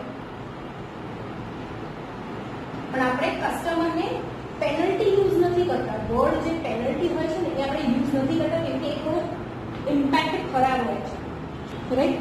સો આપણે એ જે વર્ડ યુઝ કરીએ છીએ દેટ ઇઝ ફોરક્લોઝર. તો ફોરક્લોઝરની મને ચાર્જ લાગશે 14/10 પછી, જો અગર મેં 14 તારીખે થયા પછી મેં તોડાવ્યું. તો એક્ઝામ્પલ લઈ લઈએ 1%, જે 7% હતા, રાઈટ. એમાંથી 1% મને આના ઉપર ચાર્જ લાગશે, ઇન્ટરેસ્ટ ઉપર ચાર્જ લાગશે, અને એટલું ઇન્ટરેસ્ટ ઓછું થઈને મને બાકીના અમાઉન્ટ મળશે, રાઈટ. આ 7 દિવસ પહેલા કરાવશો તો તમને કઈ જ નહીં મળે, 50,000 તમને મળી જશે તમારા ખુદના, રાઈટ. અગર 7 દિવસ પછી કરાવો છો તો 1%ની પેનલ્ટી હોય છે. મતલબ કે અગર 2 વર્ષ પહેલા હું ગમે ત્યારે કરાવું છું ત્યારે 1% એના એક્ઝામ્પલ માટે લીધું છું, ઠીક છે. દરેક બેંક કંપનીઝની અલગ અલગ રૂલ્સ એન્ડ રેગ્યુલેશન્સ હોય છે, તો એના પ્રમાણે એ લોકો ચાર્જ લેશે, રાઈટ. ફિક્સ ડિપોઝિટ નોર્મલ માટે અલગ, સિનિયર સિટીઝન માટે અલગ. અલગમાં કશું નથી, ખાલી રેટ ઓફ ઇન્ટરેસ્ટમાં જ ફરક છે, આના સિવાય કોઈ નહીં. અને આમાં ટેક્સ બેનિફિટ છે, TDS ડિડક્શન છે. ટેક્સ બેનિફિટનો મતલબ કે સપોઝ આપણામાંથી કોઈને બી જ્યારે વાર્ષિક 10,000 રૂપિયાથી વધારે અગર કોઈને ઇન્ટરેસ્ટ મળે છે તો એ માણસ ટેક્સ ભરવાના લાયક હોય છે. ટેક્સ એમને ભરવું પડે. 10,000થી વધારે ઇન્ટરેસ્ટ આખા વર્ષમાં જમા થતું હોય છે તો સપોઝ રીનાએ જે 50,000 અહીંયા કર્યું છે, સપોઝ કરીએ હું આખા વર્ષનું 12,000 એમને મને ઇન્ટરેસ્ટ મળે છે તો મને આની ટેક્સ ભરવી પડશે, પણ મારે નથી ભરવાનો ટેક્સ મારે નથી ભરવું એટલે તો મેં એફડી કરે છે, રાઈટ? કે મારે પૈસા મેં કંઈક રોકાણ કરીને રાખી છે, મેં એમને મેં ટેક્સવાળાને દેખાડ્યું છે, મેં ગવર્મેન્ટે દેખાડ્યું છે, ઇન્કમ ટેક્સવાળાને દેખાડ્યું છે, રાઈટ? તો હું શું કરીશ?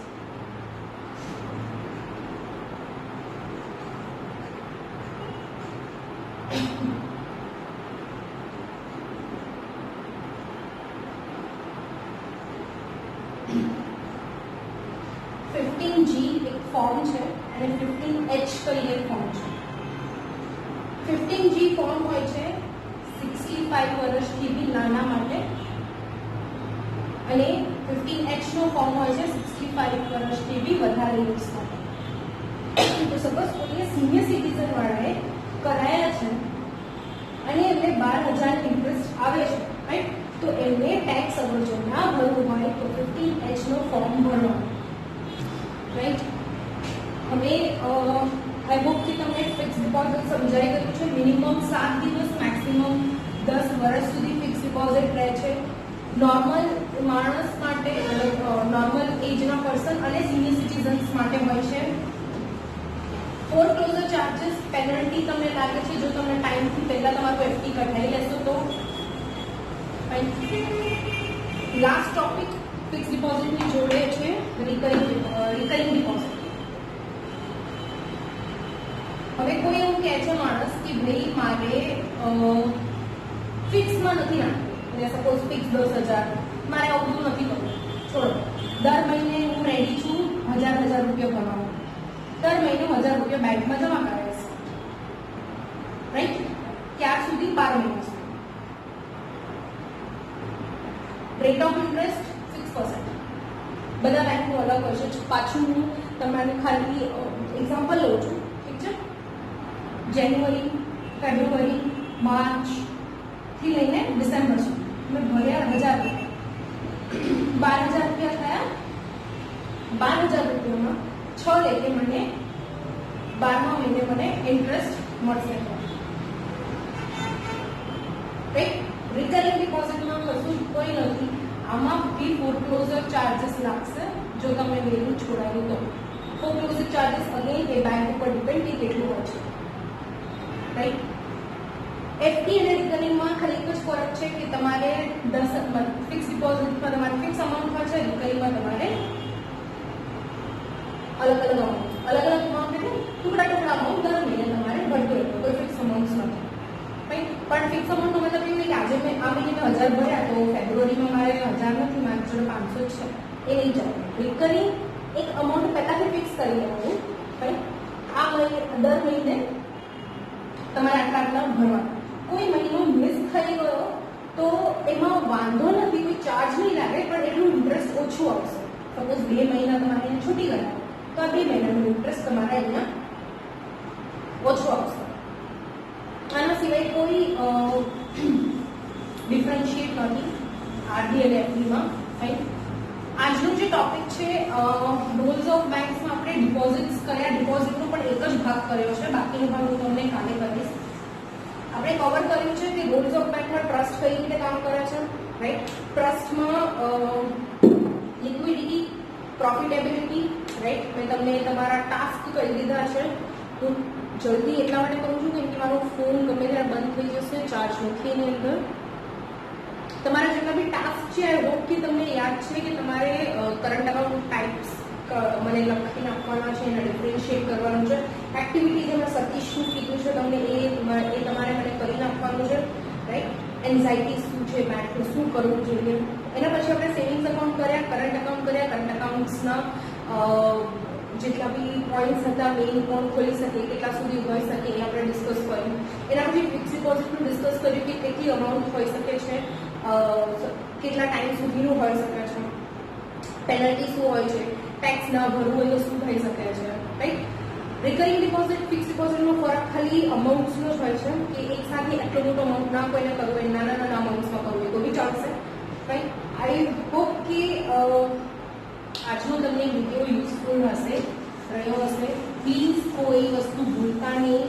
તમારે જેટલી વખત આ વિડીયો જોવો હોય જોઈ લેજો, ટાસ્ક તમે કરી લેજો.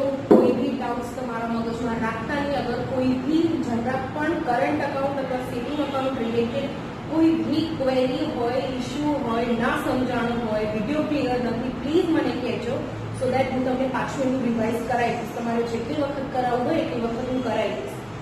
આજનો ટોપિક સિરિયસ હતો અને તમે જેટલી વખત થાય એટલી વખત જોજો.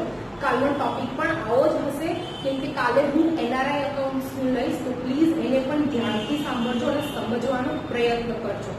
એમાં 2 થી 3 જ અકાઉન્ટ્સ હશે, પણ એને સમજવું એટલી જ જરૂરી છે. રાઈટ? આઈ હોપ કે તમે આજનું ક્લિયર છે. કોઈ ડાઉટ્સ હોય તો પ્લીઝ કહી દેજો. Again thank you so much. આપણે કાલ મળીશું.